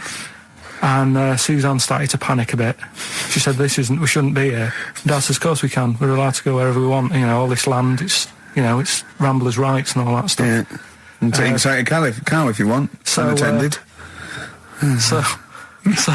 Serves him right for leaving him in the field unattended. I'm having one. And So keep us fed for a week. across. Anyway, these cows start surrounding us. Surrounding us. And, Oh, brilliant. Oh, no. Face off. and Suzanne's panicking, going, "This isn't right. We're not gonna make it to the fence in time. They're moving faster than us." And he started sort of running a bit. Wow. And It's like Dad some was kind of bovine West Side Story. "Don't, A gang of cows coming at you. don't worry about it and stuff." But my dad had to sort of stand there and like wave a stick at him. Of course. And we got away, but Suzanne was like having a bit of a sweat You on, got away. saying, we could have got killed. Sure. And my dad saying, "Nah, it never happens." And I just wondered if it does, if there's a risk of... Yeah, it is rare, but there's been a couple of cases of being trampled by cows. They're not aggressive. They sort of run through you. Well, they're aggressive if they've got a calf.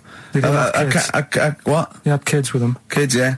That's a goat you're thinking of. Yeah. Maybe they were trying to sneak into the gnome thing, and they were worried that, like, if too many people did it, like, they thought some cows, we can just sneak in. They were trying to, No one's expecting cows. And the cows were going, walk upright like you're human. Don't walk upright. They thought you'd blow their cover. Yeah. Yeah, people have been killed by cows before. Yeah, that was like the highlight. I've got that feature Educating Ricky, which is a bit of a play on words as well. Right? Do you know the film, Steve? Educating Rita. Yeah. I see what you've done. Go I'm on. doing that, and I teach Ricky stuff. What do you teach me, Carl? Well, I've got a few different topics. Go on. Do you know, like how you taught me about Hitler and Che Guevara and Winston Churchill? Mm-hmm. I'm going to come in with topics every week, and this week I've got Ghosts? No, hanging bacon is one of the topics. Say that again? Hanging bacon.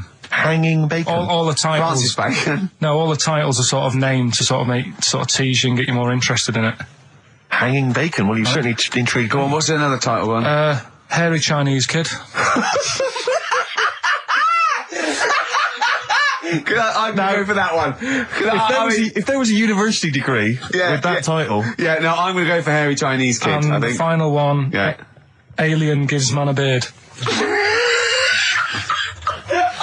Right. Alien gives man a beard. I am going to burst. Right, listen, Carl, you've got to tell me. Right, first, right, let's do it in No, reverse we're order. not going to do it now anyway. What do you mean? We've got to do it now. This is the first interesting thing you've said in an hour. Okay, the listeners have just been subjected to rubbish and mistakes and everything for the last 6 months. Please, we've got to do Alien Gives Man a Beard. What is that? Tell us that. Right. Sorry, this is just you telling me something, is it? This feature is you telling me something. I'm teaching you something. Educating Ricky. So are we playing it now? We're already into this feature. Well into this feature, are we? Yeah, I suppose we are, yeah. Should there not be a jingle or something? Yeah, can we have a Well, there's jingle? no point, because look, I come up with ideas and you dismiss them straight away, so I'm not wasting my time making stuff. Right. If you don't like well, okay, it. let's play Educating Ricky. Right. Brilliant. Go. Right. So- Ding-a-ling-a-ling-a-ling-a-ling. Educating Ricky. Right, what are we going for then? Hanging the bacon, hairy Chinese kid, Alien gives man a beard. I think Alien gives man a beard. I'd like all to the do time. that. Right, there's this fella, I think it happened in America, and he saw a bright light in the sky. And God, if you're bored. he stood there. This is a true story, is it? Yeah. He stood there, Yes, of course it isn't, Steve. and he saw this bright light, and it came closer and closer, and it was a UFO, right? Yep. And he looked at it, and it disappeared, right? And he gets back in his car, He looks in the mirror. and he looks in the mirror. Yep. He's only got a beard. He hasn't. You sure it wasn't someone else who got in the car and he was still standing out there? Right? What? And it turned out, Yeah. he got home and said to his wife or his girlfriend, a bit weird. So I just got out of the car to look at a bright light, and I got back in the car and I grew a beard, and she said, never mind your beard, where have you been for 3 days? And what had happened is... He passed out because he was pissed. No. The UFO had taken him for 3 days. Yeah. But he'd only thought that he'd only looked at it and it went away. Yeah. But what had happened is, he took him and he grew a beard because he hasn't had a shave. Right, okay.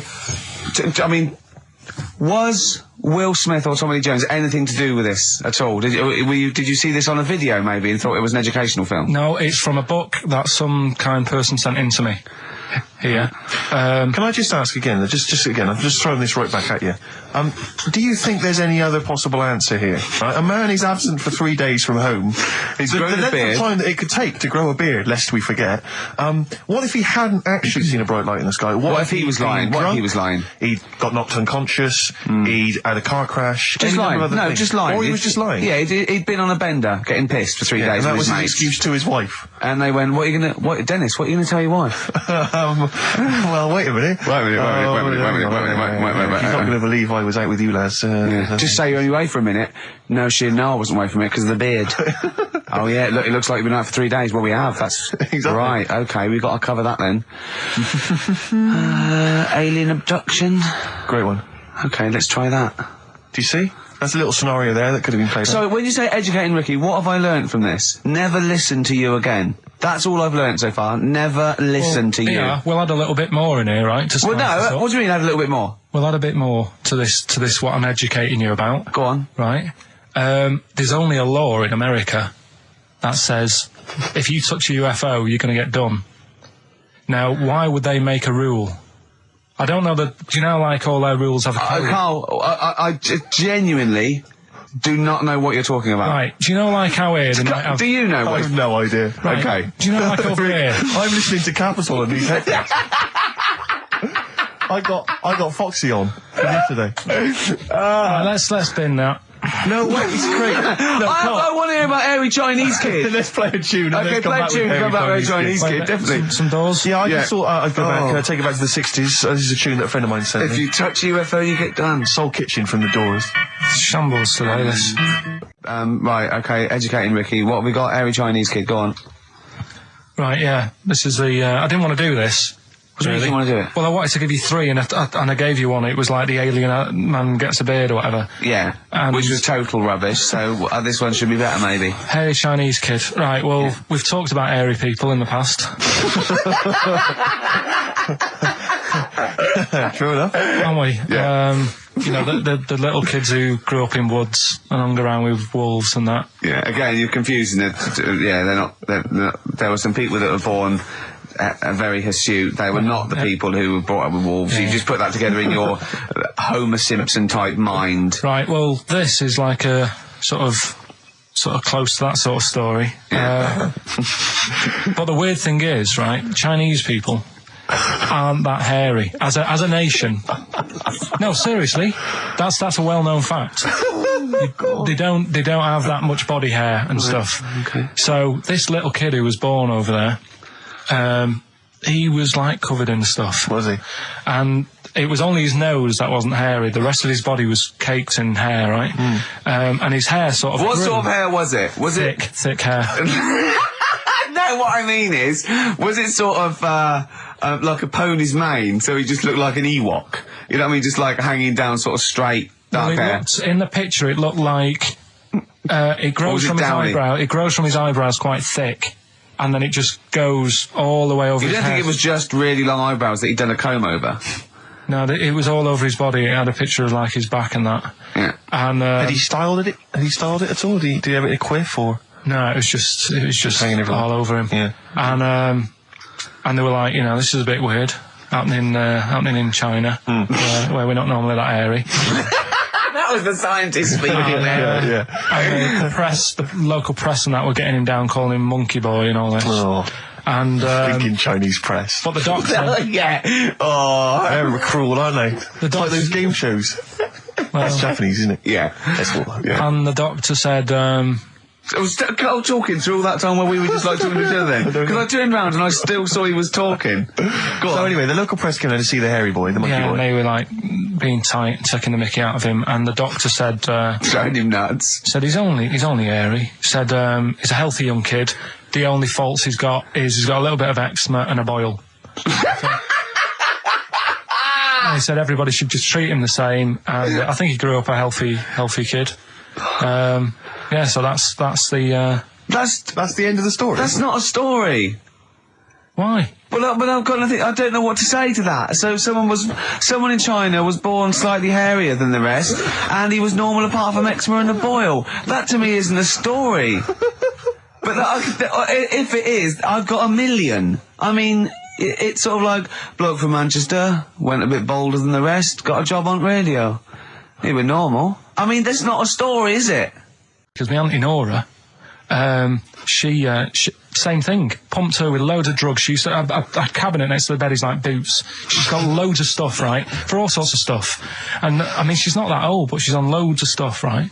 She's and a bit coked up, is she? she called up my mum once. And, Yeah, you told us this. Go on, tell it again. And she said, "Oh, how are you doing?" And that. She's all right. Bit worried though. My mum said, "Why? What's up?" She said, "I've been breaking wind." So she goes, "Well, you know." She says, "No, but this one is going on and on and on." And she was like, she was like, what do you say? What's like passing wind, farting for 5 minutes.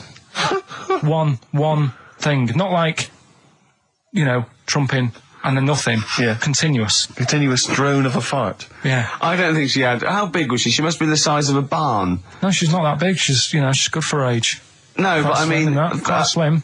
No, It's but just- fine for 5 minutes. Where's all the gas? Was she circular breathing? Was she sucking it in with her mouth? It was just, I don't know that much about it. But she called up my mum. About 2.5 minutes in. Could you hear it in the background? 2.5 minutes in! 2.5 minutes in, she called my mum up, and it went on for a further 2.5 minutes. Oh. And she just stayed on the phone, did she? Where The whole was- phone going, well- can you hear that? Well, Did she hold the phone next to her arse? Listen to that. She was off the I'm ground. trying to work a tune down. she was actually hovering. She was 4 foot off the ground when they found her, the ambulance men. The cat's dead. Don't light a match! Don't light that cigarette! Yeah, it's like that advert. The kids come home from school, switch on the light. Yeah. Then they see Granny hovering, turn the light on. Be careful if you have an elderly woman at home. Yeah. Drugs make you fart. so that's what I'm saying, you know, just let these people... What are you saying? No, wait a minute, what are you saying? I'm saying let people enjoy the life they've got left. No, you're not. You're saying don't put them in hospital, leave them at home to die. No, I'm not. Give them a Rubik's Cube and let them die. I'll tell That's what you you're something. saying. Yeah, I'll tell you something now, right? Steve, I'll tell you something. I didn't want to do it because it brings the show down, but she did die. Who, the blue-handed lady? Yeah. How do you know? Because I said to my dad, how's the woman next door? She said, oh, she went last night. They've got an old fella in there now. God. So, there you go. So, wouldn't it have been better to leave her at home where her friends and family can call and speak to her, even nip that round if they want, you know, with a cat, I imagine. No, it's definitely a cat now. What's that cat's called, that you imagine? Probably, I'm seeing like a big ginger one, so I don't know, something like, I don't know, maybe ginger or whatever. Maybe I had a budgie. But that's what I'm saying, just let them enjoy their life, because dying in hospital, I wouldn't like to do it. If I went to the doctors and they said, you haven't got long life left, I'd say, well, I'll stay at home. Yeah. And that's the point I'm getting at. Yeah. Right? If you can't do anything for them, let them enjoy their life. Yeah, a Rubik's Cube. Right. Well, me and Carl went out, right? With me and Jane, Carl and Johnny and Gigi, wasn't it? Gigi, Is it important who went? No. Okay. But we're walking down the street. Carl was there, though, and he can back me up on this. We had a curry. We were walking back, and this little funny homeless fella, didn't he?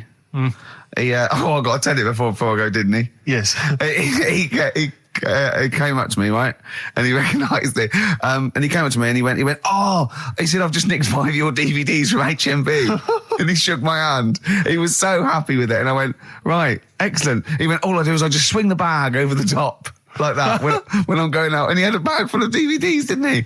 And he was so pleased to tell me that he'd stolen That great. He said they're going like hotcakes. Yeah, he said they're going up. Of course they are. Yeah, you're nicking them. Yeah. I know. We get paid for them, though, don't we? So not the stolen ones. Don't we? No. What do you mean?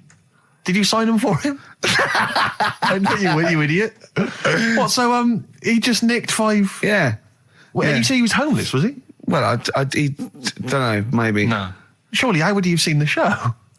He'd just walked past Curry's one morning. Dixon's. Yeah, that's any Seen a idea. trailer for it. Thought, interesting. I don't know if he was homeless. I didn't go into his home life. He shook his hand though, and But he made Karl look smart. Do you know what I mean? So, how does he sell them? Where does he sell them? Does he go to people and go, do you want an Office DVD? They're not nicked. yeah, £4. yeah, exactly. Are they stolen? No. No. They've still got the tags on them. Well, it's like those people who, those cab drivers that you'll meet at sort of 3 a.m. who've just got a car, and just went out with a car, and just I'll pick people up and charge them. Yeah. I got in one once. I said to him, the guy just pulled up. I said, he said I was in like East London. I'm going back to North London. I said, going to Swiss Cottage. He went, sure, hop in. We set off. He went, do you know the way? I said, well, not really, no. I thought you'd know the way. You're in a cabbie. And he went, no, don't really know the way there. I said, have you got an A to Z? He went, no. I thought, well, if you're going to go out just on the, just winging it as a cab driver, 2 things, take a map and a torch. He didn't have either. He said, well, I'll probably get to Camden. I said, right, I'll direct you from there. Drove on for about 5 minutes, making conversation. About 5 minutes later, he went, do you know the way to Camden? I thought you knew the way to Camden. I don't really know the way. I thought I did. Oh. It was lewd. I mean, let me out. £4. Exactly. And that's, I don't know who's got that sort of time on their hands that they just think it's 3 a.m. I'm at a loose end. I think I'll go out doing a bit of cabbing. Wow. Yeah. Because your dad was a cabbie, wasn't he? Yeah, he was, yeah. Couldn't stand it, but it's good money. He was he wasn't like a chancer though. What was he doing when he put that little Forrest Gump in a weedy bin? That was part of the cab company thing. They had to do like a charity event once a year, and he did it one year. Never asked him again. Tell the story again. I'd rather not, because we got a few sort of complaints about it. Why? Why did you get complaints about it? Because he put a kid in a bin, and it's not the thing to do. So, but we could use it as a sort of sobering lesson for people. Yeah, tell it like a you shouldn't do it. Nah, but that's how I did it last time. But people still didn't like it.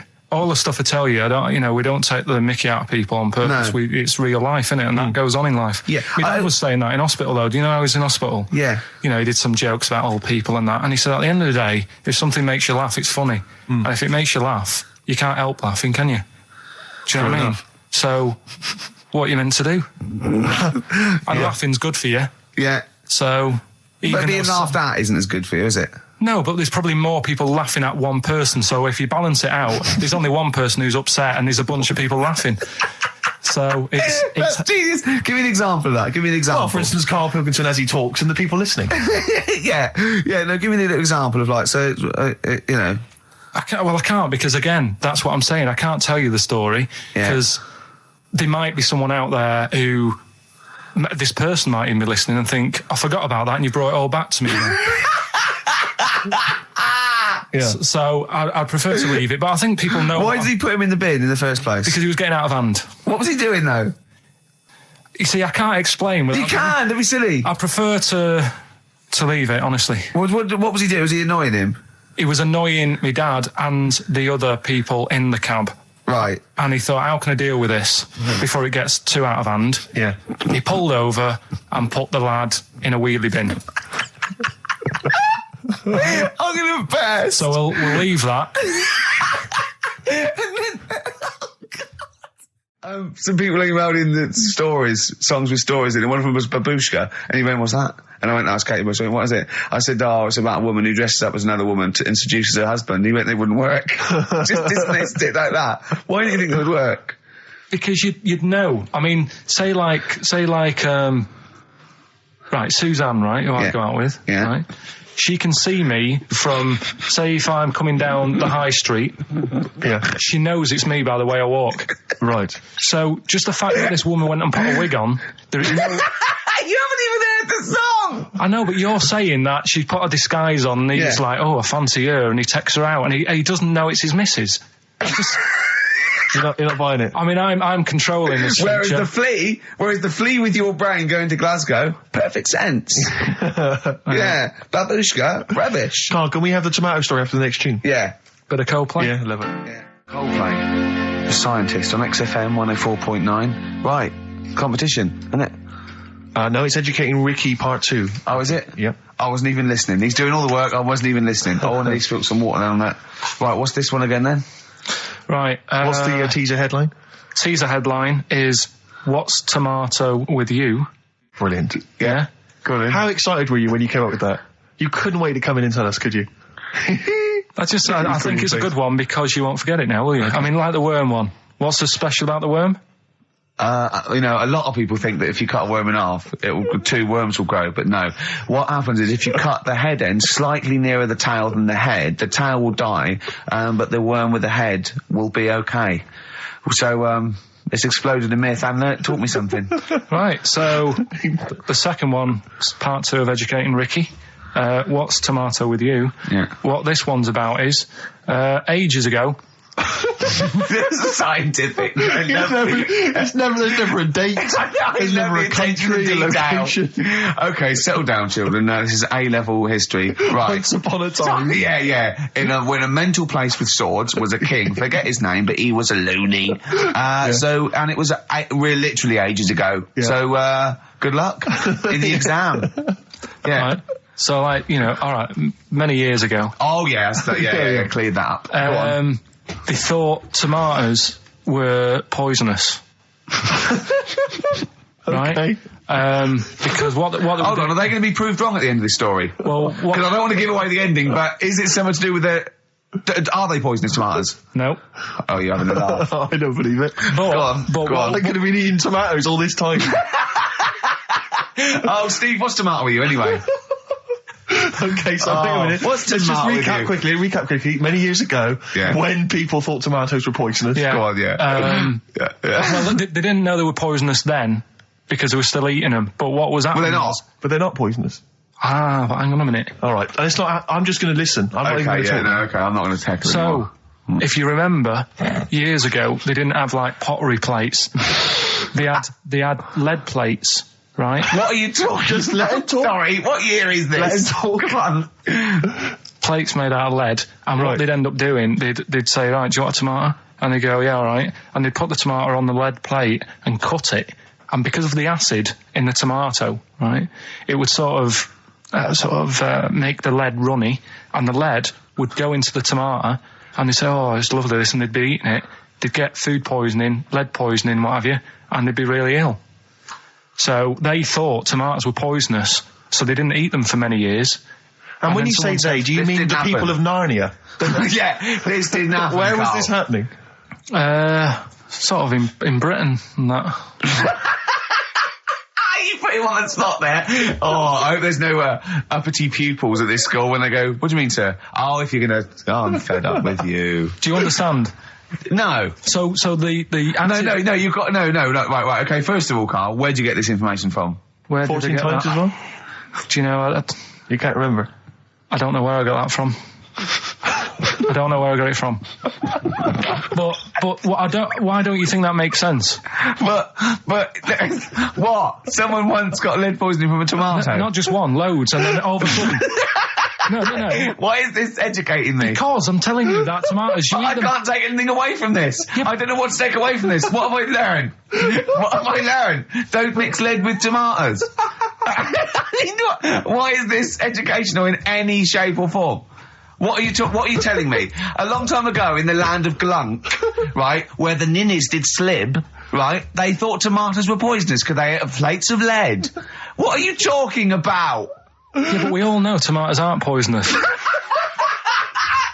that what we're taking from the story? Is that the moral of the story? Don't believe these people that I'd never heard of before.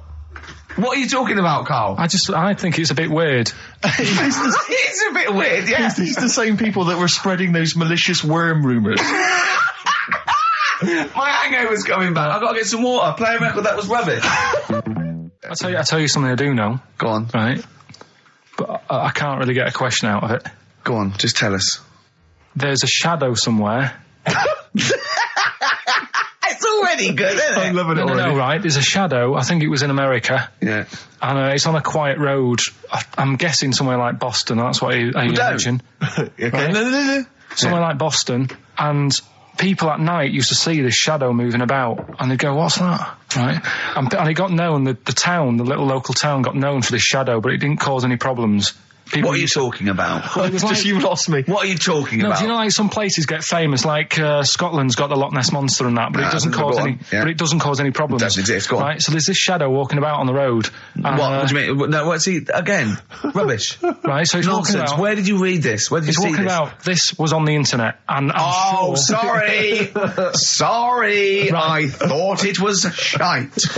I didn't know it was on the internet. Right. So this shadow is moving about, and Independently of an object. yeah, and the local mayor and that is like, yeah, it's a bit weird, but it's not harming anyone. The mayor involved. Was he elected to that post? Hey, Mayor, we got a problem down here. Seems like a shadow. Well, it's not causing any. No, it's Is just it causing any problems? yeah. Go on. But that's the thing. It was left for years, and then it did start causing problems. I see, that's it. If you leave these shadows to go unchecked, Rick, they go crazy. Yeah. You let them run amok in the Yeah. city. Yeah. You've got to stand What down did it do? on What did it roaming do? shadows. What did the shadow do? It was pushing people off the bikes. It was what? It was pushing people off the bikes. Oh, I'll find out more for that next week. Right, that'll tease oh, them. you're a maniac. We'll do more on that. We haven't had time for Please educating. never have children. Right, listen. You're Just promise me now you'll never have kids. Okay. It's not his fault. Let me have. It's not his fault. You got to save this. This has got to teach me something. It'll be an interesting story. Right, it's not his vault. This fella, What year? Ages Olden ago. times? I'd say in the 70s, Okay. Would you? Any evidence for that? and Does he wear flares in the story? Right. Is that your reason? no, it's a bit like Yuri Geller, this fella, right, where yeah. he's electric, He's electric. and if he walks past the telly would fizz. Uh-huh. If he walked past the radio, it all goes like that. Ooh. His hair stuck up all the time, and he'd be having a bath, and everything would be all right, and then the power would sort of switch on in his body, and the electric in his body made him jump out of the bath. So, What do you mean so? What is that so? What does that so mean? You've given us nothing. You've given us nothing. You'd have to at least give us the scientific explanation. Yeah. electric eels have 400 volts in them. Oh, is this the running away again? What was that one called? Yeah, but but It's not his vault. but there's a reason that not his fault. It's not his fault. I thought it was going to be something about I keeping think it we should. safe. I think we should do these the other way round. I It's think you not should his tell us fault. the story and then we'll hear the pun. It's not his fault. It's not his fault. Right, let's leave it. Play a tune. Forget it. Educating Ricky. Bin it. We're not doing it. No, we are. Right, anyway, Rockbusters. Yeah, go on. I give a cryptic clue Yeah. and a letter, and it makes up a band. He Right? never said the word cryptic a few months ago. I love it. Do you know what I mean? I feel it's like our own little Eliza Doolittle. Yes. Right, even Richard will like this one. Here we go then. First one. There's three of them, Go on. and you email in. If this doesn't turn Dickie round, nothing will. This is an email-only competition. Email only. Right, here's the first one. Initial is B, so it's D. a band starting with B. Okay. And the cryptic clue is, I don't like them birds. They shouldn't be allowed in this area. I don't like them birds. They shouldn't be allowed in this area. Next one. Right, the next one. He doesn't like women, yet he's got a couple of kids. That's a bit weird. Is that a cryptic clue or is that just... Is that just a that just a general point? Is that yeah? That's the cryptic clue. Okay. And the initials there are PD. Okay. And the last one, Oh, got that one. That's terrible. That's terrible. Okay, quickly. Oh, God. and the last one is that bloke who does. Come on! It's making me laugh. Come on, Carl. Be professional. Right, the last one. Right. I can't do it. It's making me laugh. Oh, come on. I'll come and read them then. No, hang on. Come on, Carl. Right, here we go. They don't do this on Blockbusters on TV, do they? No, come Right. on. That bloke who does sport on telly. He's got a little kid, right? Initials DC. What? Is that I'm the completely clue? confused by that. Was that the clue? Yeah, that bloke who does sport on telly. Yeah. He's got a little kid. Initials DC. Okay, is that a band? Or an artist? It's well, I'm not going to tell you. Cheese. I'm not This is gonna a tell you. well-known sandwich. Is it? What is it? Is it a band or an Right, artist? so just quickly recap. That's, Okay. it's a Come B. on, Carl. Right, Come on. quick recap. The first one is B. I don't think them birds should be around in this area. Right, that's B. Right. Second one, he doesn't like women, yet he's got a few kids. It's a bit weird. That's PD. And the final one, that bloke who does sport on the telly, he's got a little kid. Right. DC. All right, and it's ricky.gervais@xfm.co.uk if you want to enter for Hellraiser. Oh, I'll And all tell you those what, other continue quick to do a little theme of like some old stuff people haven't heard of. If you're under 30, you probably never heard of this band. It's also a new thing I want to introduce.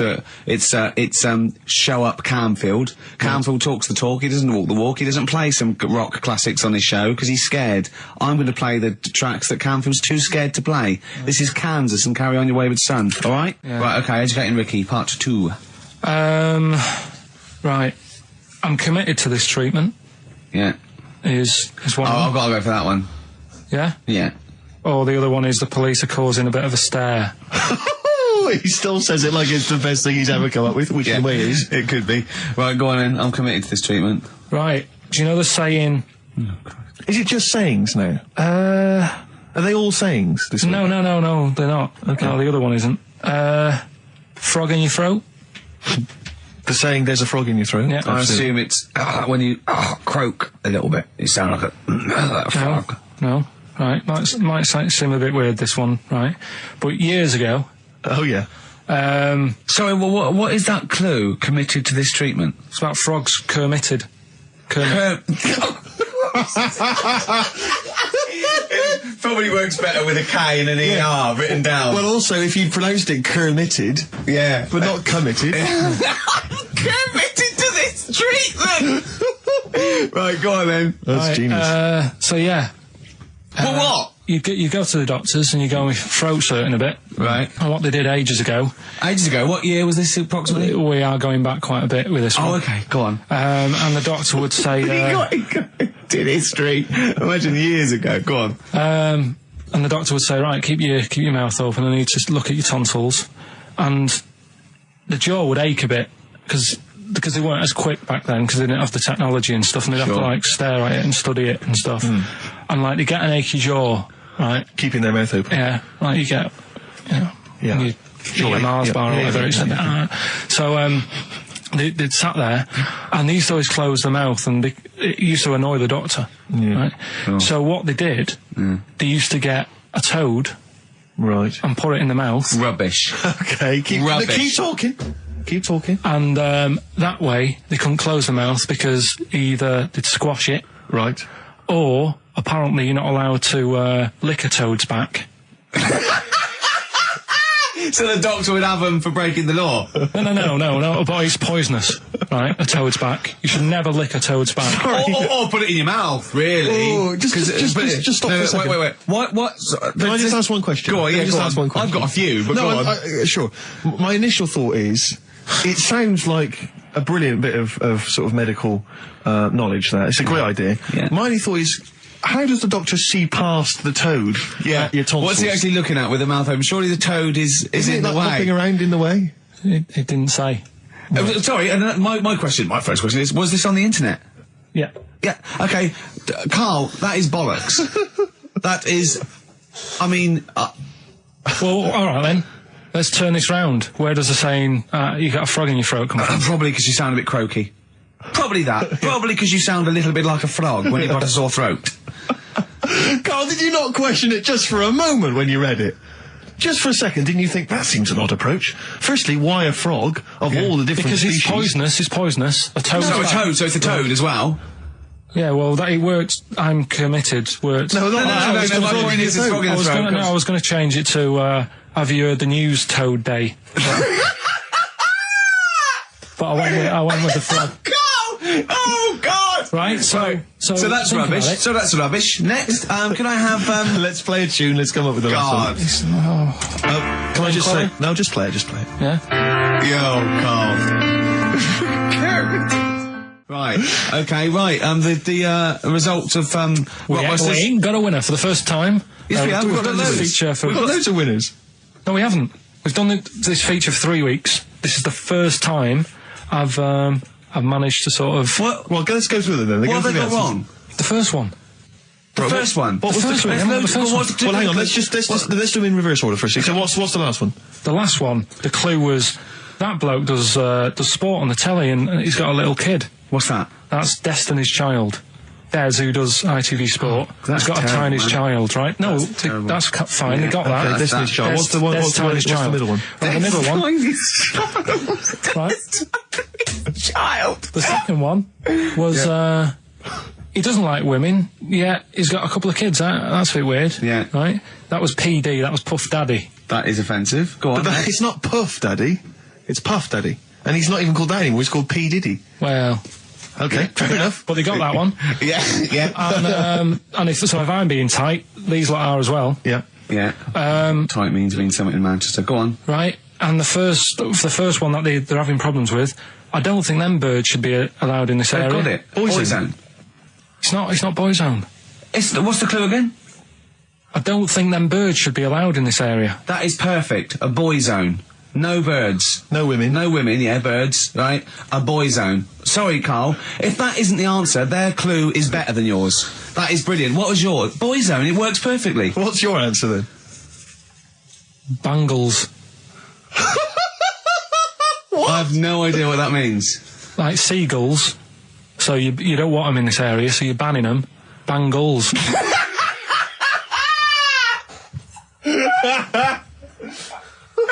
Oh! Well, give it to boy zone, because boy zone's better. Don't use birds being allowed in this area, it's a boy I think zone. we should have a rollover. Carl beat them. Carl beat them. You have to use his logic, But surely. theirs works. You can't do what am I thinking. No, that's not what I'm thinking. It perfectly. It works perfectly. I think you've got to give it to the ones that got the boy zone. Well, how about, right, because they didn't actually get into my head and my Well, way of thinking, heaven right? forbid. How about we just keep back the David Attenborough and they can have, I'll chuck in the Hellraiser, right? Okay. and Blondie album and the Madness Yeah, one. okay. Pick a winner at random. Pick a winner, Steve. I'm going to give it to Paul Sloman, who got those answers, and he also says, P.S. Carl, you're a moron. So, I'm giving that to Paul, and good luck to him. Right, well, He's got a crazy night tonight. If we can rush these over to him, he's got a cracking Saturday night. well, if I'm a moron, I might get your address wrong when I send them to you. Oh, Coming right back at you, Paul. Yes. Right, well, do you know what happened to me on the way in? Go on. A homeless person called me a dickhead. How did he know? Do you know him? Is that what? He's like the local big issue fella. Oh, yeah. Yeah. And he knows me. He sees me walking up and down the street. Oh, that's how he knew you. Right. So normally I have a bit of a chat with him and that. And I walk past him, and I can be a little bit cheeky with him because I've been cheeky with him in the past with stuff. You pinched his arse. Just saying stuff like, "God, you're always there. I mean, you got home to go to," and stuff like that. Yeah, No, but just breaking the ice. Go No, on. but he knows, and he laughed at that, right, Yeah, last time, yeah, so I thought I can be a bit cheeky, right? So he goes, do you want a big issue? I said, no. He said, come on, I've got loads of them, right? So I sort of said, when I was a kid, and I used to do a free paper around the free papers one, I said, just put them in the bin and go home, right? And he went, yeah, but how am I going to get any money doing that, you dickhead? You see, I can see his point. He is homeless and having to sell newspapers to get 50p or a quid or whatever. Yeah, and sometimes I treat him, right? And today I didn't have any money. I had a takeaway last night, and I normally give them a quid. And I felt bad not being able to do that because I didn't have any money on me last night. Right. I couldn't look him in the eye. Did you explain this to the homeless person, the traumas of the takeaway without the tip? Did you explain that, you've had it hard as well? I go, look, you don't I know had food delivered to my warm flat. Yeah, It was a nightmare. you don't know what that's like. You don't know what the trauma is because you can't have food delivered to your flat because you haven't got one. So please don't look at me like that. You should have said. But most people ignore him. At least I gave him a bit of acknowledgement and sort of... took the mick. Yeah. I didn't think I was. I just was being friendly. No, I know. You got to be careful with the homeless because this is true, and you know when the clocks went back recently, so Yeah. you got an extra hour in bed. Yeah. And I was at cash point with a friend of mine, and there was a homeless person sat by the cash point, and we were getting some money out, and she said spare some change, and my friend thought, oh, he's a bit awkward. He's just trying to make conversation with her. He went, oh, clocks go back, extra hour in bed. Oh no. I gave her £2. I felt so bad. He didn't do it intentionally. He didn't realise what he said. Just making conversation. It's tricky making conversation with the homeless because there's so many areas you've got to avoid. You know, what was on the telly. Yeah. You know. Although I get recognised by homeless people and think, are they? I don't know where. But you got to remember that's very much your demographic, Rick. Yeah. You know, Dixon's people window. who watch TV through the window of Dixon's. In Dixon's. Yeah, there was a Ricky Gervais as well. Yeah. Pop the telly Well, on. they can smell the alcohol on you. They think you're one of them. Have you actually punched anyone yet? Have you actually? No, I haven't You punched punched- I've punched pads and I've punched the bag and I've sort of sparred and that. I know you're going to get a chance to punch Well, as someone. I suspected, my punching power was alright, but my fitness is, I mean, it felt like I was smoking. Yeah. You know, but there's, you know, bits of lung that haven't had oxygen in them for 20 years. Yeah. And it's ridiculous. And also because it's not only it's being filmed, but there's other fighters there that are ridiculous. They're like machines, right? And it's that thing I can go, right, I can come out on top, but die now of a heart attack, but never give up. Or I can sit down and go, I'm sorry, I feel ill. And I chose that one, and of course they took the mick. Well, of course. But I mean, you know, soon, you know, as I said, I haven't got the respect yet of the boxing fraternity, but And how long have you got then before? 4 weeks. Okay, so Yeah. and do they think that they can turn you around health-wise in that time? No, Or are they're you being gonna be coming out on a realistic. Zimmer No, frame they're during the going to, fight? you know, they're going to teach me the basics and see how it goes, you know. Right. But I mean, you know, And I'm each sure- round is 4 seconds, is that right? yeah, 2 4-second rounds. with a Yeah. 2-hour break in between each one. Sit-down meal. So give them a number. I want serious suggestions of my fighting name. Nothing insulting. So what we can actually use. Well, let's give out on the email. That's BBC. always the easiest. Yeah, exactly. Ricky.Gervais at xfm.co.uk. What's the number, Carl? 08700 800 1234. And it doesn't have to be in the middle. It could be at the beginning, like Okay. the Rage. Okay, Ricky the Rage. Ricky the Gervais. Tits. Yeah, sure. Ricky the Man. Play a record. Big It was a favourite good of day, ours. yeah. Ice Cube talks to me about my life. In the pub. yeah. A couple of emails are already coming in. They're flooding in, Rick, Yeah. inevitably, as boxing name suggestions for you. This is one from Matt, I think. He's given a couple, actually. Ricky the Pudding Gervais. Ricky Big Mac Gervais. There's a theme here. Ricky Pasty Gervais.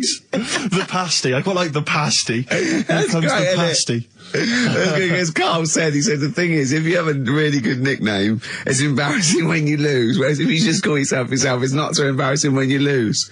Carl, this is doing so good for my ego. Do you know what I mean? If you have like Killer Gervais. Yeah, and then you end up like vomiting, Yeah. choking on your own vomit upside down, hanging out the ring. What happens if you win? Do you have to do something? Whereas there goes the Pasty being stretchered off in the first 2 minutes.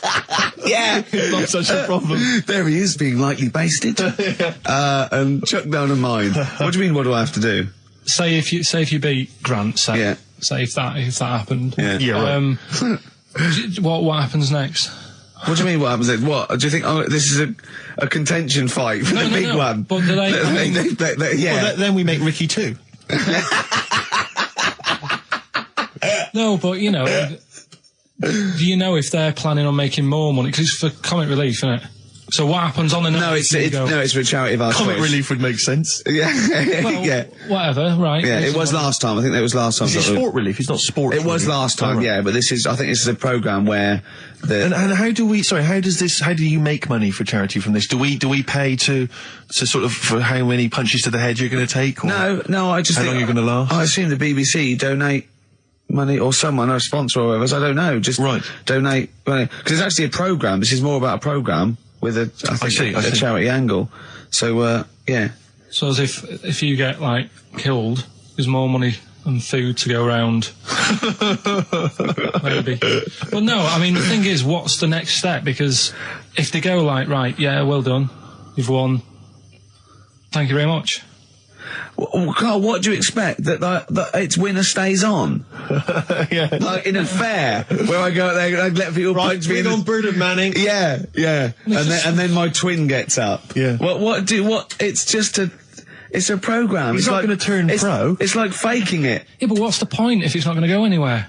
Well, Sorry, him fighting Grant Bovey in a ring is not entertainment enough. yeah, what's the matter with you, The man's Carl? going to get his face pummeled in. That's Right, you ready then? So, just in case you haven't heard it before, I'll give you some initials of a band or an artist. We're not doing Rockbusters now, are we? Yeah, I thought, well, we've just... Oh, we keep that going. Then we got. I love educating Ricky. That's my favourite thing now. Well, what do you want to do, Steve? I mean, let's do the clues. It's just like it's sort of bigged up the prizes. And so this is only by email. Give the email address out now for people to write it down now, Carl. Right, it's ricky.gervais@xfm.co.uk. Ricky.gervais@xfm.co.uk. Only entries on email. Yeah. You're going to get 3 clues. You've got to get them all right. And you win all the You win all those prizes you said. Okay, Carl, go on then. Right, and just a quick example, one of the first ones we did, it was like AK, and the clue was exploding pet, Yeah. and it was atomic kitten, right? Yeah. So you understand how it works now. These are your clues. The first one, that army has got some nice trenches. That army has got some nice trenches. Excellent. And the initials there are DW. Do you write some of the questions for 15 to 1? Go on. So that army has got some similar nice phrasing. trenches, okay. Okay. The second one, What were the initials there, Carl, on that person? DW. DW. Yeah. Right, the second one, the top of them curtains are all wrecked. All the materials all worn. He acts it out though. We've got to get him on telly. We have got to get him on telly because his little face and his gestures. That's the second one. The initials being HV. Okay, the top of those curtains are wrecked. All the materials all worn out. Right, HV. And the final one. Here's the final clue. I was in Texas the other week. Right, I tripped and landed on my knees in a puddle. What's the Initials WH for that one. So I was in Texas, I tripped up, landed on my knees in a puddle. So that's WH. Incredible. You've got it. Is it great? It's fantastic. It's decimal. Okay, time of drawing the record. Do you remember you're playing for these compilation albums? We got the Fatboy Slim DVD, Linda Green on VHS, and of course Executive Decision, starring Kurt Russell as well. Oh God. Okay, what's the next one? What's the educating Ricky? Well, I don't know. See, like I say, I was looking around and there's stuff that is interesting. Right, I was looking on the web. But there's no point. Well, it's just that I found one about... What's the point? About a lad who 8 years old, Yeah. but he's still breastfed. Now, I don't know if you can get anything out of that. Is that what his mum said? So,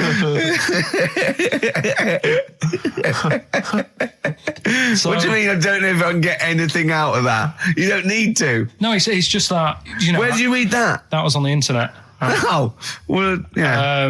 You're always unspecific when you mention it. It's just it was on the internet. Well, Yeah. I'm trying to think what I put in. I think I put in Y to see if I'd confuse a computer. And then- Carl, you are... No, No, honestly. I did a search, put in why, and it came up with funny things that, like, why is this person doing that? Why is that? And it had a picture of this 8-year-old lad, sort of, you know, on his mum's nipple, and it was saying, you know, is this healthy? You sure that wasn't asking you that question? What? I put in why? Just to confuse the computer. Like, the computer go, what do you mean? Yeah. Stop it. Yeah. Oh, look, yeah. Last week, I was walking home with him, and I went, he was saying something stupid, and I went, I've got a competition for next week. Let's do a phone-in, and it's called Karl Pilkington, Genius or Fool. Yeah. Right? And he went, No. I went, why not? He went, well, it'd be confusing because they say there's no difference between genius and being a fool. They do though, don't they? No, says that? but it's rubbish. And people say there's a fine line between madness and genius. And, you know, it's a ridiculous soundbite. They don't say there's a fine line between a genius and an idiot. Well, the people who do are idiots. Yeah. So what would you do there, though, just to sort of wrap that little thing up? What would you do? That lad loves his mum's milk. What are you asking me to come up with? No, I'm A just... title for the story? No. It's What? just what would you do? Right. What do you mean, what would I do? Well, it's causing a bit of a problem in the area. right? What area? In America, I think it was. Oh, America are a problem, are they? George Bush is worried about this kid who's breastfeeding at 8. Imagine it like this, right? Right. No, so, Carl, what are you asking me about this spurious story you saw on the internet? I saw on the internet, there's an 8-year-old lad, he likes his mum's milk, and he's saying, is this right? Should it No, be it's going not. on? But what do you want Ricky to do about it? It's not his responsibility. yeah. No, but the little town that he lives in, they're all causing an uproar, right? Going, this isn't right. You know, I can't let my kid play out in case he's in the garden with his mum getting a bit hungry, right? So, Oh, God. what should they do? Because his mum's saying, well, he likes it. Yeah. And he, you know, what do you do? I don't know the laws.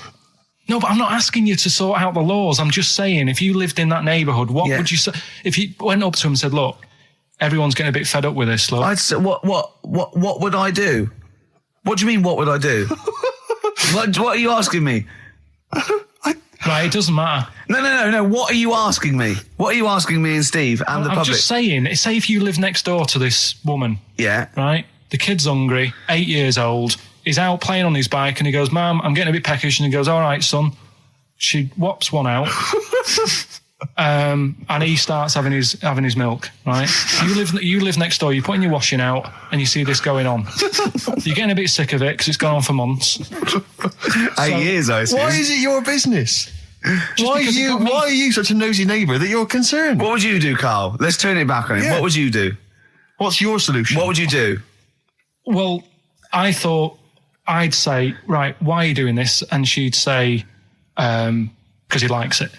And I go, all right then, put it in a bowl first. And you think that would sort that out? No, because I was thinking about the whole thing, right? And you do that when you're a baby and everything's all right, innit? Yeah. No one bats an eyelid at a little baby having a bit of milk from its mum's breast, right? Yeah. You'd almost say it was natural. But you grow out of it. It's like you don't see. It got me thinking about things you don't see. And you don't see. Did you put this into a computer? Show me things you don't see. What else don't you see? Well, you don't see like an old man having a Twix. You never. So what? You know the terrible thing about all this, Steve, is he's right. You don't see an old man I eating a know, Twix. that's a terrible thing. So what they have got, right? They've made old man toffees, haven't they? They've come up with Werther's. Is that a song? Oh God! You don't see it. So they've got their Werther's, right? Yeah. So Look at him. You think Forget he's it. giving a lecture at Oxford? it's not going anywhere. No, You- go on. Sorry. Go on. I'm just saying. Right. You grow out of things. Yeah. And the old man, I'm sure when he was a kid, he'd have a Twix. Yeah. Now it doesn't look right, so he's having. It doesn't look right. So. Right. I don't think Werther's originals were specially designed for old people. I think they were sweets that just happened to have been made for years. That's why old people eat them. Yeah. They didn't go, hang on, there's a market here. I've noticed old people aren't eating Twixes. Quick, let's make some old man sweets. But the little advert, he gives it to his grandson as well, doesn't he? He goes, I have a Werther's original. I think it cuts though before he throws it back in his face and get me a Twix. Carl's all flustered because there isn't a record set up, but he's getting all tizzy. He's been more worried about his competitions than sorting out putting records on ready. What? I'm after Steve's song for a lover. Well, I'll tell you what, you why didn't you carry on with your educating Ricky section? I'll have a look on the We'll scene. keep it going, Steve. Yeah, you Cover it. keep it Go on. going. Go on then. Right. Okay. We've had a few emails. Anyone got it right, Carl? Anyone? Ricky, educating Ricky, that's the final one. We've got to get that out of the way. We've got to get Rockbusters as well, though. We can do that at the end, we can whip. Go on then. But we've only got 5 minutes left. Come on, just do educating Ricky. Right. God. The last one that we haven't done is he's a bit of a nuisance. Go on then. Again, not really that interesting. Thanks. No, like again, I spoke to you in the week, and I had much better things. Like when I tell you about Brian Blessed climbing Everest, and for some reason it made him it played havoc with his belly, and he followed through, and he had to clean up. Shut himself. Yeah, using ice and snow. Why are you telling me that Brian Blessed? In what way is telling me that Brian Blessed shit himself once in any way educational? Because I was saying how he was climbing Everest, right? I give it to him. He's an actor and that, but he gave that a go. Yeah. Right? It played. What's the point of that? You'd say, wouldn't you? You'd say, God, he's So he's all right. Me doing a boxing match for no reason is rubbish, but him climbing Everest and shitting himself, Yeah, he did that. It's commendable. Right, and he's only going to, like, go and do it again. He's going to climb it again. Yeah, but he might not shit himself this time. Yeah, what's the point in going? Nothing's changed up there. Yeah, good point. Yeah, Where's you been? Well, it has. They've probably cleared it up by now. Like, but it's slip on it. I can't even be bothered telling you this one, because... Come on! Just do it, or do it now! Steve, how we doing? Look, no, never mind that. Look, just tell me what that means. Oh, he's a nuisance. Oh, this is so annoying, Carl. I'm going to go mental. Right, talk. Right, listen, I'm just putting this in here, right? Right, nuisance is a bit of a nuisance. Yeah. Apparently, the old fella who used to hang people... 1800s? Yeah. He used to be able to tell somebody's weight just by looking at them. Right? That's a bit of a bonus fact. We'll be the judge of that. The thing that I wanted to tell you is money for old rope. Do you know what I'm saying? I can't even be bothered. Yes, you're going to tell me now. Come on, Carl. Right, I mean it. Basically, money for old rope came from the... right. What was all that about? He can tell someone's weight. What was all that bonus for? fact. And blind blessed shitting himself. What are you... What? Look at you... No, tell me that now. You nearly made me swear then. I'm getting really annoyed. I'm getting really annoyed now. Tell me this back, Carl, or I'm going to go mental. Come on, Carl, time's running out. More that people, years ago, when people used to be hung, right? Right. If you didn't like the person who's been hung, you'd go, God, I really don't like him. And so you never forget the time. Because if they're being hung, we take that as read. Yeah. So they never forget afterwards to get the hangman to get the rope and to cut it up into little pieces, and he'd sell them. He'd sell the little pieces of rope to people. See, Carl, that's the most interesting thing, if it's true, that you've come up with. Right, okay. And so so they sell the rope? They sell the rope, and it's money for old rope. Money for old rope? Meaning, like, God, it's easy to make money, all they have to do is cut it up and sell it. I'm cynical. I'm not so convinced. Listen, we're really tight. We haven't even got time for a last track. We've got an ad break and we've got to give out... Okay, give the answers then. This is ridiculous. So, Steve, on. do you want to pick a winner? I've got a winner when you give us the answers. Okay, so the first clue was that army has got some well nice trenches. Yeah. That was DW. Who's that? Dandy Warhols. That's brilliant. That's brilliant. All right. It's good, yeah. The second one, the top of them curtains are wrecked, all the material is worn. Yeah. HV, that's Holly Valance. Oh, he got a phone call for a woman saying, I haven't heard it, and he was talking to her off air, and she went, what is it? So-and-so said them curtains. She went, oh right. He said, you know the thing around the top of the curtain is a palmet, not a valance, and he went, cut her off. Yeah, but... My auntie's always making balances on everything. I'll tell you about that next week, right? I'm looking forward to that. Right. Is this the one that farted for 5 minutes? Yeah, the very same. Yeah. Right? So we'll talk about that. I was in Texas, I tripped up, I landed on my knees in a puddle, WH, wet knee Houston, right? Wet knee Houston. Yeah. So, You're a maniac. So, who's a winner? We've got Pete, Catherine and Laura in Newcastle upon Tyne. They're listening online, I assume, and they're going to Sky get Digital. those great places. And remember, they got loads of stuff. They got the DVD here. They got Linda Green. They got Stone Roses. They got another compilation and Executive Decision. What did you read about Brian Blessed? Is it actually true, or have you lied with someone else? It was an interview with him in it. And what did he say? Oh, come on! What did he say? He said I climbed Everest and I played off it with me belly. Let's talk about it next week. We've really run out now. Oh, you're a fool. Have you got some educating, Ricky, for me? Got some education. I need some education, Carl. I desperately need some education. I want to learn about Chinese kids that are born hairier than average. I want to hear about deaf girls that can hear after their mum hits their head against a wall. These are the things I need to know. I mean, I don't wish to be disrespectful. He doesn't look like a genius. He doesn't look like But then I don't know what a genius looks like. Exactly. So, Steve. I don't want to be an Look at Einstein. Yeah. Yeah. His mum thought he was mental as a child. Where'd you get that information from? That was in the Einstein book. Well, it was in the Einstein book, then it's presumably true. Which Einstein book is that? Is Theory of Relativity? The big book of Einstein stuff. Oh, yeah. Yeah, the big bumper book of Einstein stuff. It's for a coach trip, and you have to fill in E equals MC1 squared, 2 fish, or 3 hello, and then it's multiple choice, and you fill it. It's great. Did his mum think A, he was a genius, B, mental? Most people go for A, but it is in fact B. She thought he was mental at the age of 28. Oh, Carl, you never let me down. You never let me down. So have you got Educating Ricky for me? We've got Educating Ricky coming up. We've got Rockbusters. We've got Rockbusters. Great As seen and talked about in Heat. In Heat magazine. It's got really tough this week now. We're not messing about anymore. Right. Got some good prizes. Absolutely, yeah, we'll talk about those later. Because, I mean, was it last week that you had the classic? Was it, I can't remember, I'm paraphrasing, Carl, apologies. Something like, I'm here in Texas, I've fallen in a puddle, and my knee has got wet. Yeah. Whitney Houston. And Yeah. also, it was last week when there was a little bit of confusion over the one for Holly Valance. Right? Of course. I don't think it was confusion, I think it was your error. Yeah. No, it wasn't. And it was Holy Valance and you meant Pelmet. Then Becky, who called up that time and said, if you're getting mistaken with Pelmet, right, she sent me an email in a week saying, I've done a bit of research. Yeah. It was my fault. I've made an error. Yeah. It is a Valance. Okay. And I know about Valances. As I told you last week, at the very end, my auntie loves them. Yeah.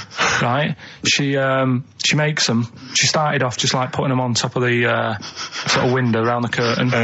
And then she thought, I can do more with this. Yes. And she had a little coffee table that had magazines underneath. And she said, I'm sick of seeing them magazines when I'm sat down. She sounds like a Pilkington. So... I'm sick of seeing them magazines when I sit down. So she put a Valance around the table. She just got Valance around everything now. Yeah. Then, next step, she tapes everything. She never actually watches telly. She tapes it all because she gets sick of listening to the adverts and that. Yeah. So she tapes everything. So she's got loads of videotapes and that. And the video used to get on her nerves. When she was watching a film, she'd see the clock changing. Oh. And it distracted her from the film. So she put a Valance around that.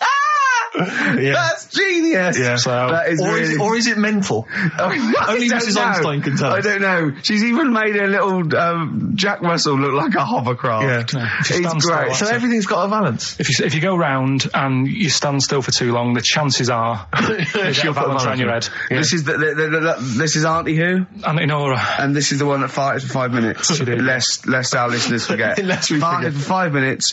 Called his mum, saying I'm farting. 2 minutes into the fart. She's about 2.5 minutes in. Yeah.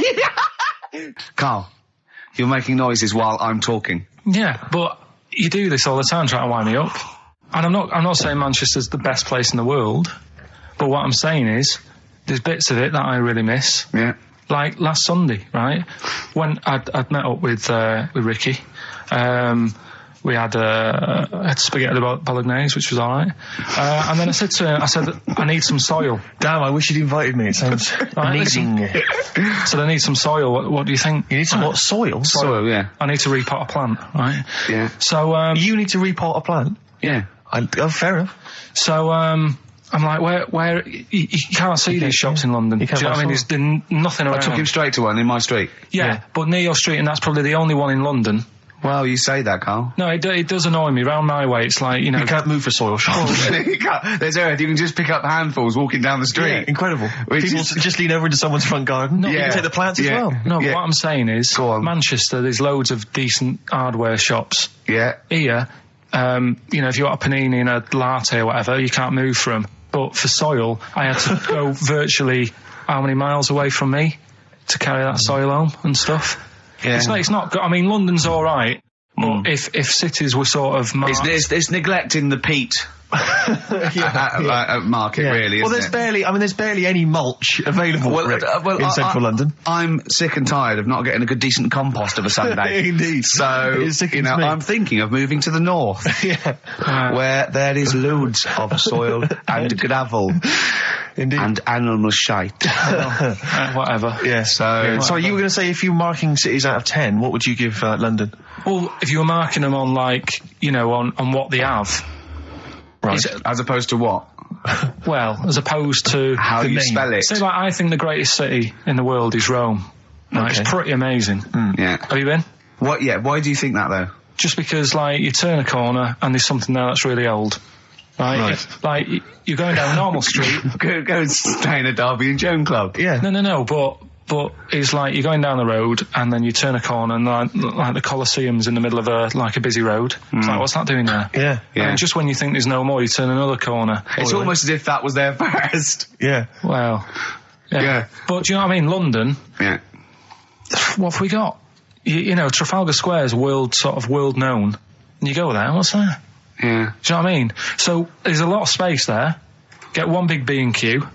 In Trafalgar Square. To cater for the whole of people who live sort of central Londonish. Yeah. And then I'd be happy, but what I'm saying Well, with is... Nelson just popping up through the middle. Because you can still see it, couldn't you? Yeah. Yeah. It's a great idea. B&Q, so B&Q could be like the whole sort of flat thing and make it sort of grey so it looked like rock. And then Nelson popping Make it up... classy is what you're saying. Yeah. Stone clad it. Yeah. So it looks like you've made an effort. And then you can pop in, and then you can go out and go, oh, look, Nelson's column. Oh, look at that. Isn't Nelson? Oh, look at that. The victory.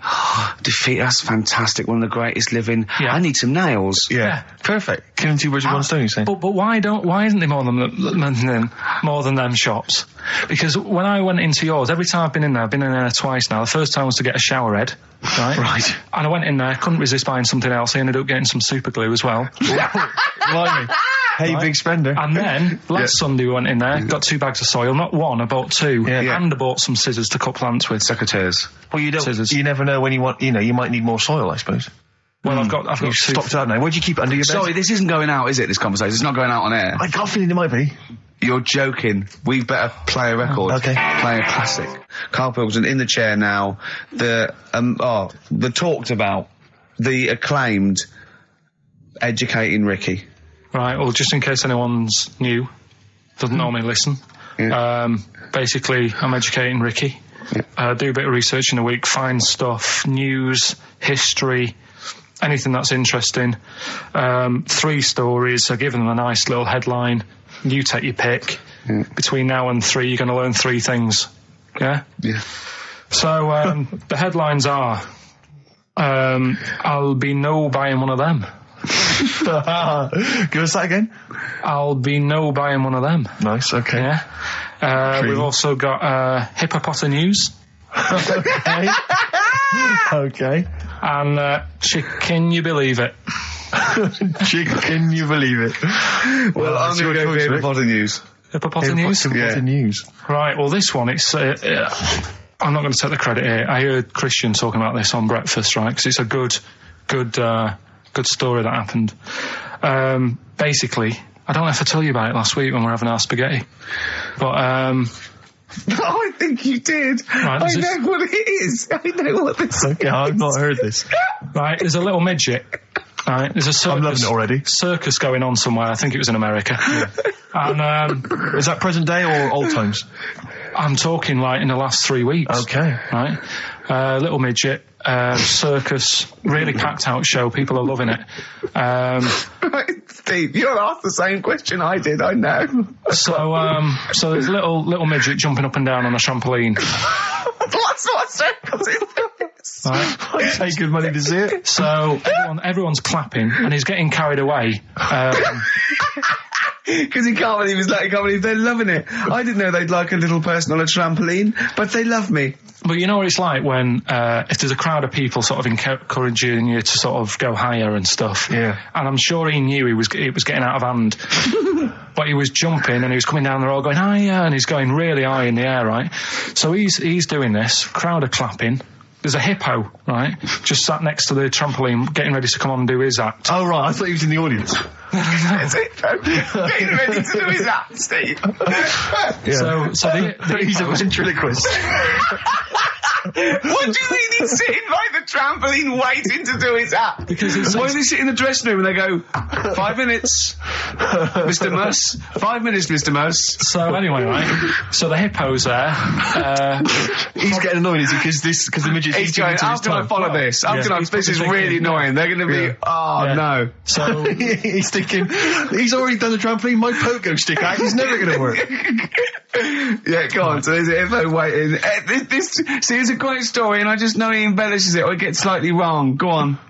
So there's a midget jumping up and down. The hippo's getting annoyed. The crowd are going mad. The midget's loving it. Can't believe his luck. Although you think, he probably knows is dicing with danger. Yeah. So, next thing you know, they're all saying hiya. He gives it one big, like, heavy sort of landing on the trampoline, goes really high, but goes off at a funny angle. Oh. Hypotenuse. Okay. Yeah. And sort of flies up. Hypotenuse! Sure. Flies off at a funny angle. Oh, dear. Hippo's there, swallows him whole. Crowd are clapping, thinking that's why the hippo was waiting there. Rubbish. Rubbish. It's not rubbish though. But no, maybe there was an accident in a circus with a midget and a hippo, but at no point was this hippo waiting to go on going, come on. The midget flew off at hypotenuse and landed in the hippo's mouth and was swallowed whole. This is what you embellish it. That is great. And what's I that? have to say though, Rick, when I heard midget, trampoline, hippopotamus, I was thinking accident waiting to happen. Yeah. So, Yeah, maybe. I mean, it is that you should never put those three together. Never. It's a recipe for disaster. It's Everyone knows that. Midget, trampoline, hippopotamus. Are you mental? You're asking for trouble. Well, You know, when he told me it, he said, and the midget, he didn't mention the hippopotamus, and he said the midget went on, and soon he fell off, and the hippo ate him. And I said, sorry, what was the hippo doing there? He went, it's a circus. I've never heard of a circus having a hippo. What do hippos do? What can they do? You can't train them, can you? What do you? Aren't they like very deadly? They're huge, aren't they? You can't have a hippo in a circus. are you sure? You're not thinking of Zippo. He's neither clown. Yeah. And it wasn't some sort of where Zippo was eating a midget and it's some sort of horrible sexual act. No, it was definitely. I heard it on breakfast, right? Oh, okay, sorry. No, it's definitely fact. Yeah, okay, right, truth. okay, good. Ricky Gervais with me, Steve and Karl. Karl, why have you got a headache? You got a headache? Just a bit stressful because the moves on this week. Are you moving house? Oh, by the way, the XFM listeners came round to my house and bought the futon and table. Did they? Were they happy with it? Quite normal. They were well happy. Yeah. Couldn't believe the luck with it. What do you mean quite normal? What do you mean quite normal? Well, it's always a bit scared, isn't it, getting people round. I imagine they were scared. Well, And were they excited to see you? Could they were, could you tell that they were pretty pleased to see you? no, I don't think so. I mean, You're Karl Pilkington. yeah, but the fellas sort of. I mean, they brought the whole family round, which was a bit odd. Well, it's not often they get the chance to visit a living creek. Anyway, no, they were nice. And you're moving now, yeah? He said he phoned me up today. You know, it was absolutely tipping it down. Right? He had to cycle in, right? Because he said, because of the move, he doesn't want to leave his bike round there. Right? And he said, and Suzanne, I can't say this in case he's listening, can I? He won't know. He said Suzanne's hired the oldest removal man in London. You should hear him. And the thing is, right, we booked him because everyone else happened to be booked out, but this fella's free, right? So he called up this morning. I've never spoke to him, but he was on the phone. He sounded about 90. Yeah. Carl thinks that he's going to have to do all the work. And the thing is, right, Cheap. it seems to be All he cheap. wanted some Werther originals. Yeah. Right, listen, it seemed to be cheap because it's £50 an hour. But how long is it going to take him? Yeah. Oh, that's So, genius. When's the move on then? When's the? Oh, he's coming round. He came round today to bring some empty boxes, and he was struggling with them.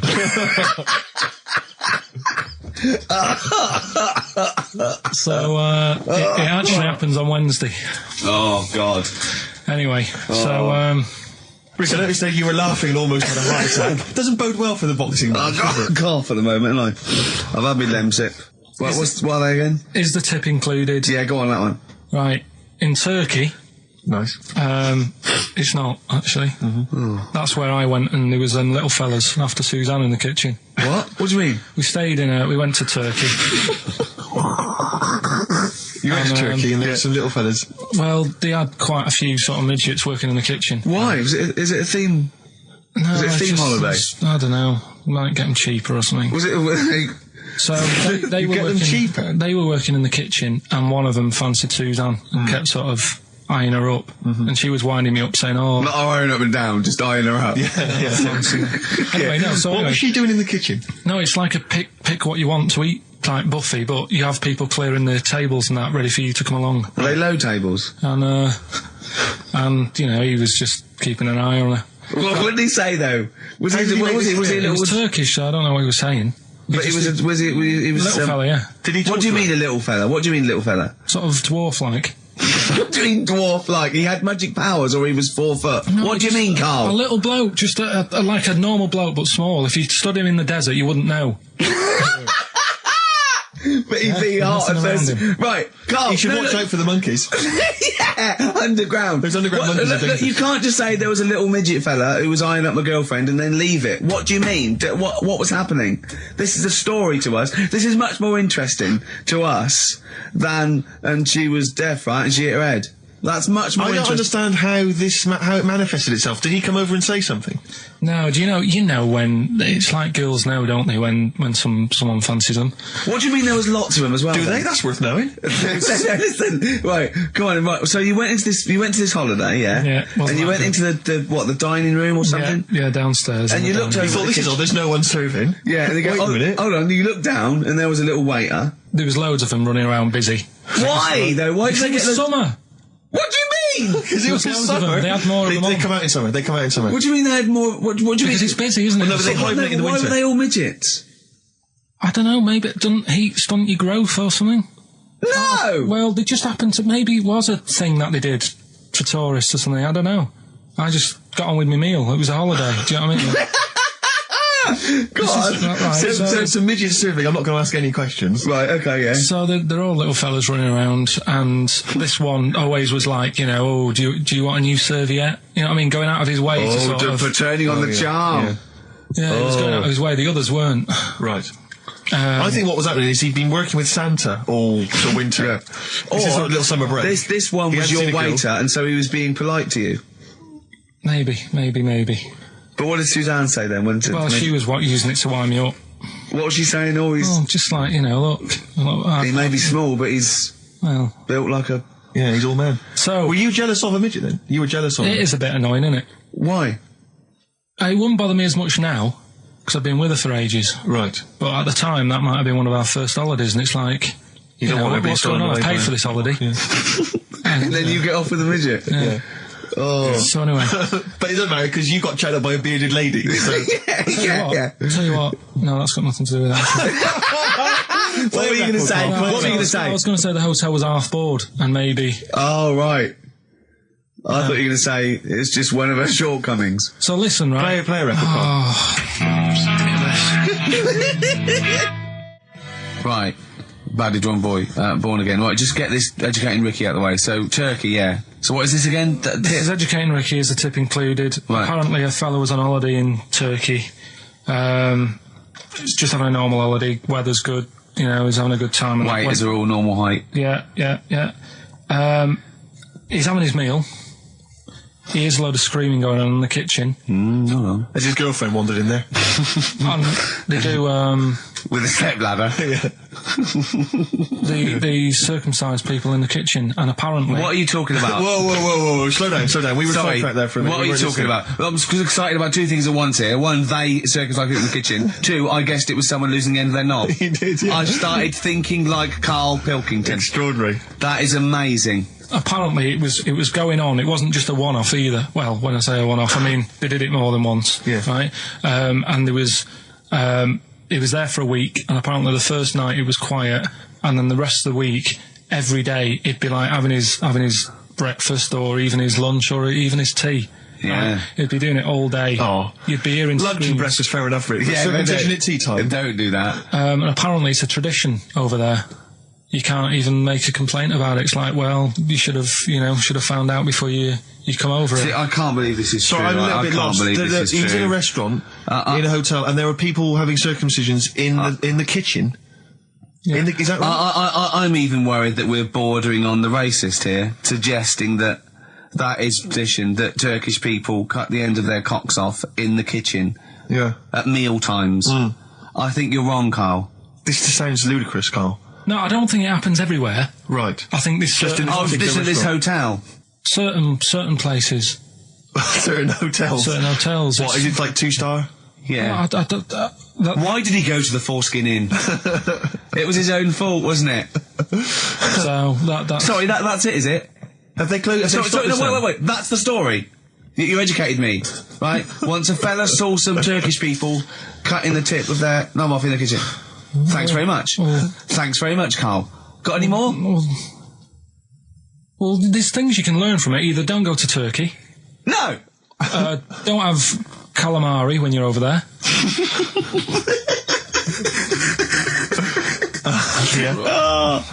Carl, you've done it again. Well... But we're talking about MTV, right? And I was feeling a bit nervous, wasn't I? About like, you know, the way I look. Right. And what have you. And then I watched a bit of Celebrity Big Brother and all the fuss that Mark Owen's getting. And he's not that good looking, is he? He's very... I want to be Mark Owen's mate. If anyone who knows Mark Owen or Mark Owen's listening, I want to be his mate. I think he's brilliant. I think he's a nice lad. But what I'm saying is, right, all the girls go mad over him. Yeah. And he's not that good looking, is he? Well, no, he's got to... He is in a certain way, isn't he? That sort of non-threatening sort of... Yeah, but he's not stunning, is he? Do you know what I mean? No, but no... Well, what's your definition of a stunning? Yeah. Well, who do you like? Someone who you look at and you go, God, they're good Which looking. bloke do you fancy? What bloke do you think's attractive then? So if I was into men... Yeah. In fact, you can still say a bloke's a good looker without fancying him. Who do you think is attractive? Probably... I mean, it depends what you're looking for. No, just look. You think it's different looks as well. Of course, isn't yeah. it? Who do you say was attractive? Who do you say was like stunning in your definition? A good-looking lad. Yeah. Good-looking lad. Oh, look at him over there. He's...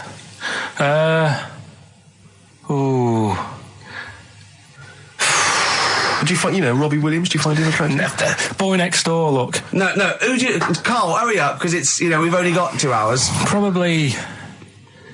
I can't think of one offhand. Mark Owen is pretty good looking then, really.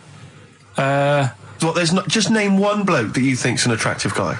There must be one bloke that you've either met or that you've, seen in a pub Who do you think on a is poster. attractive? Tell you what. Go on. Tell you what. Works here. Young Alex Zane. Alex! Well, we know Alex, maybe we can fix you like that. Oh, I love you, Alex! You've got so... Brilliant. I love that. That's like a ride song or something. That's my favourite one. Ride-ish. Ride-ish. Feeder. Just the way I'm feeding on XFM 104.9. Rick, quick question for you. I'm thinking a lot of people maybe are tuning in for the first time because of the advertising campaign. Sure. Should we reintroduce Karl again? I know we've done this a few times in the past, but just worried that people are going to not really kind of get the measure of him. I'm Ricky Gervais. I'm the one off The Office. Yeah. Steve Merchant. He's not the one in The Office. He's not Gareth. Some people think he is. He's got a funny, weird West Country accent that actually Mackenzie was affecting for the role. Steve wrote it with me. He's the tall, lanky fella. Karl is our I say producer, but he's the one that pressed the buttons because I was Dog's Body.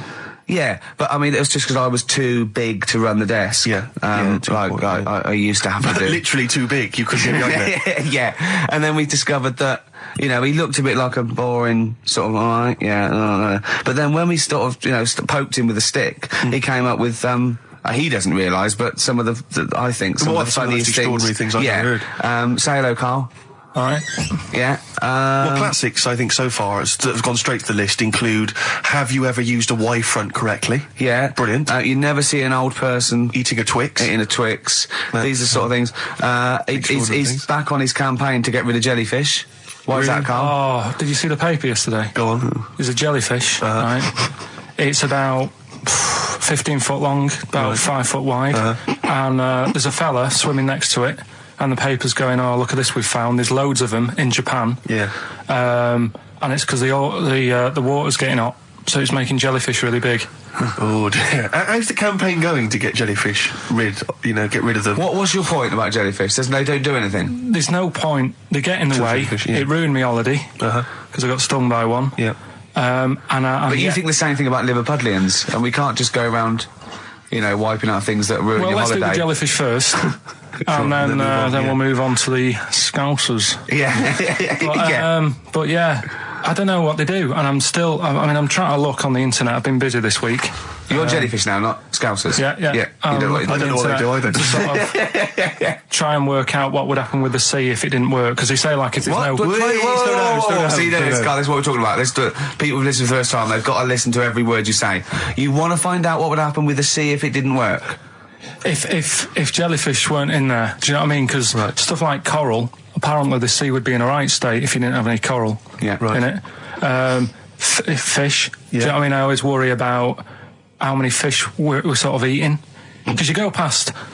Sorry? No, do you know, like, you go in Marks and Spencer's or Selfridges... There's loads of fish in there. And there's really fancy stuff that you think they've killed that, and it looks good on the counter, pretty impressive. Yeah. But is anyone going to buy it? Yeah. Do you know what I mean? It's a big, like, a shark sat in ice. Yeah. And you go, they've got like, a lot of fish... Sure, you won't go around the Tate Gallery. Do you know what I mean? I've never seen a big shark sat in ice in Selfridges. They do it. And it's like, you go in the morning and you can go back at night and the same shark sat there. Yeah. And it's... So you know it's the same shark, do you? It's the same one. So what, same face? Are you sure he just hasn't lost his mum? And he's just like, he went shopping with her Christmas shopping and he's just like, he's drowned, he doesn't know where, he's just waiting. You know I'm right. I've never seen a shark in Selfridges. Well, all right, then say maybe that's one day a week, but on other days they'll have like... Shark Monday. I think, Selfridges. Today at Selfridges is Shark Monday. Yeah. No, it's just that... So your point is that there's all these fish not being eaten. Yeah. So and they're being killed. They're taking them out of the sea, no one's eating them. And you're worried, that the sea's going to rise because the more things you take out? Well, we're just going to run out. Because the fish drink it, don't they? And that keeps the water level down. Yeah. No, well, you know what I mean. There's stuff that worries me. You're worried that... Was it you who said that you were worried that... Because, there's sponge in the sea. Yeah. But if they took it all away... No. Is that him? That's a Stephen Wright joke. Is that Stephen Wright? What was the joke? Sponges grow in the sea. That kills me. How deep would it be if they didn't? I love the fact that he confused you with Stephen Wright, who for a living purposely says ridiculous things. Yeah. Does that worry you, Karl? Well, think about that and play a record. What do you want? I'd love to a classic, a beautiful song by Simon and Garfunkel, April Comes She Will.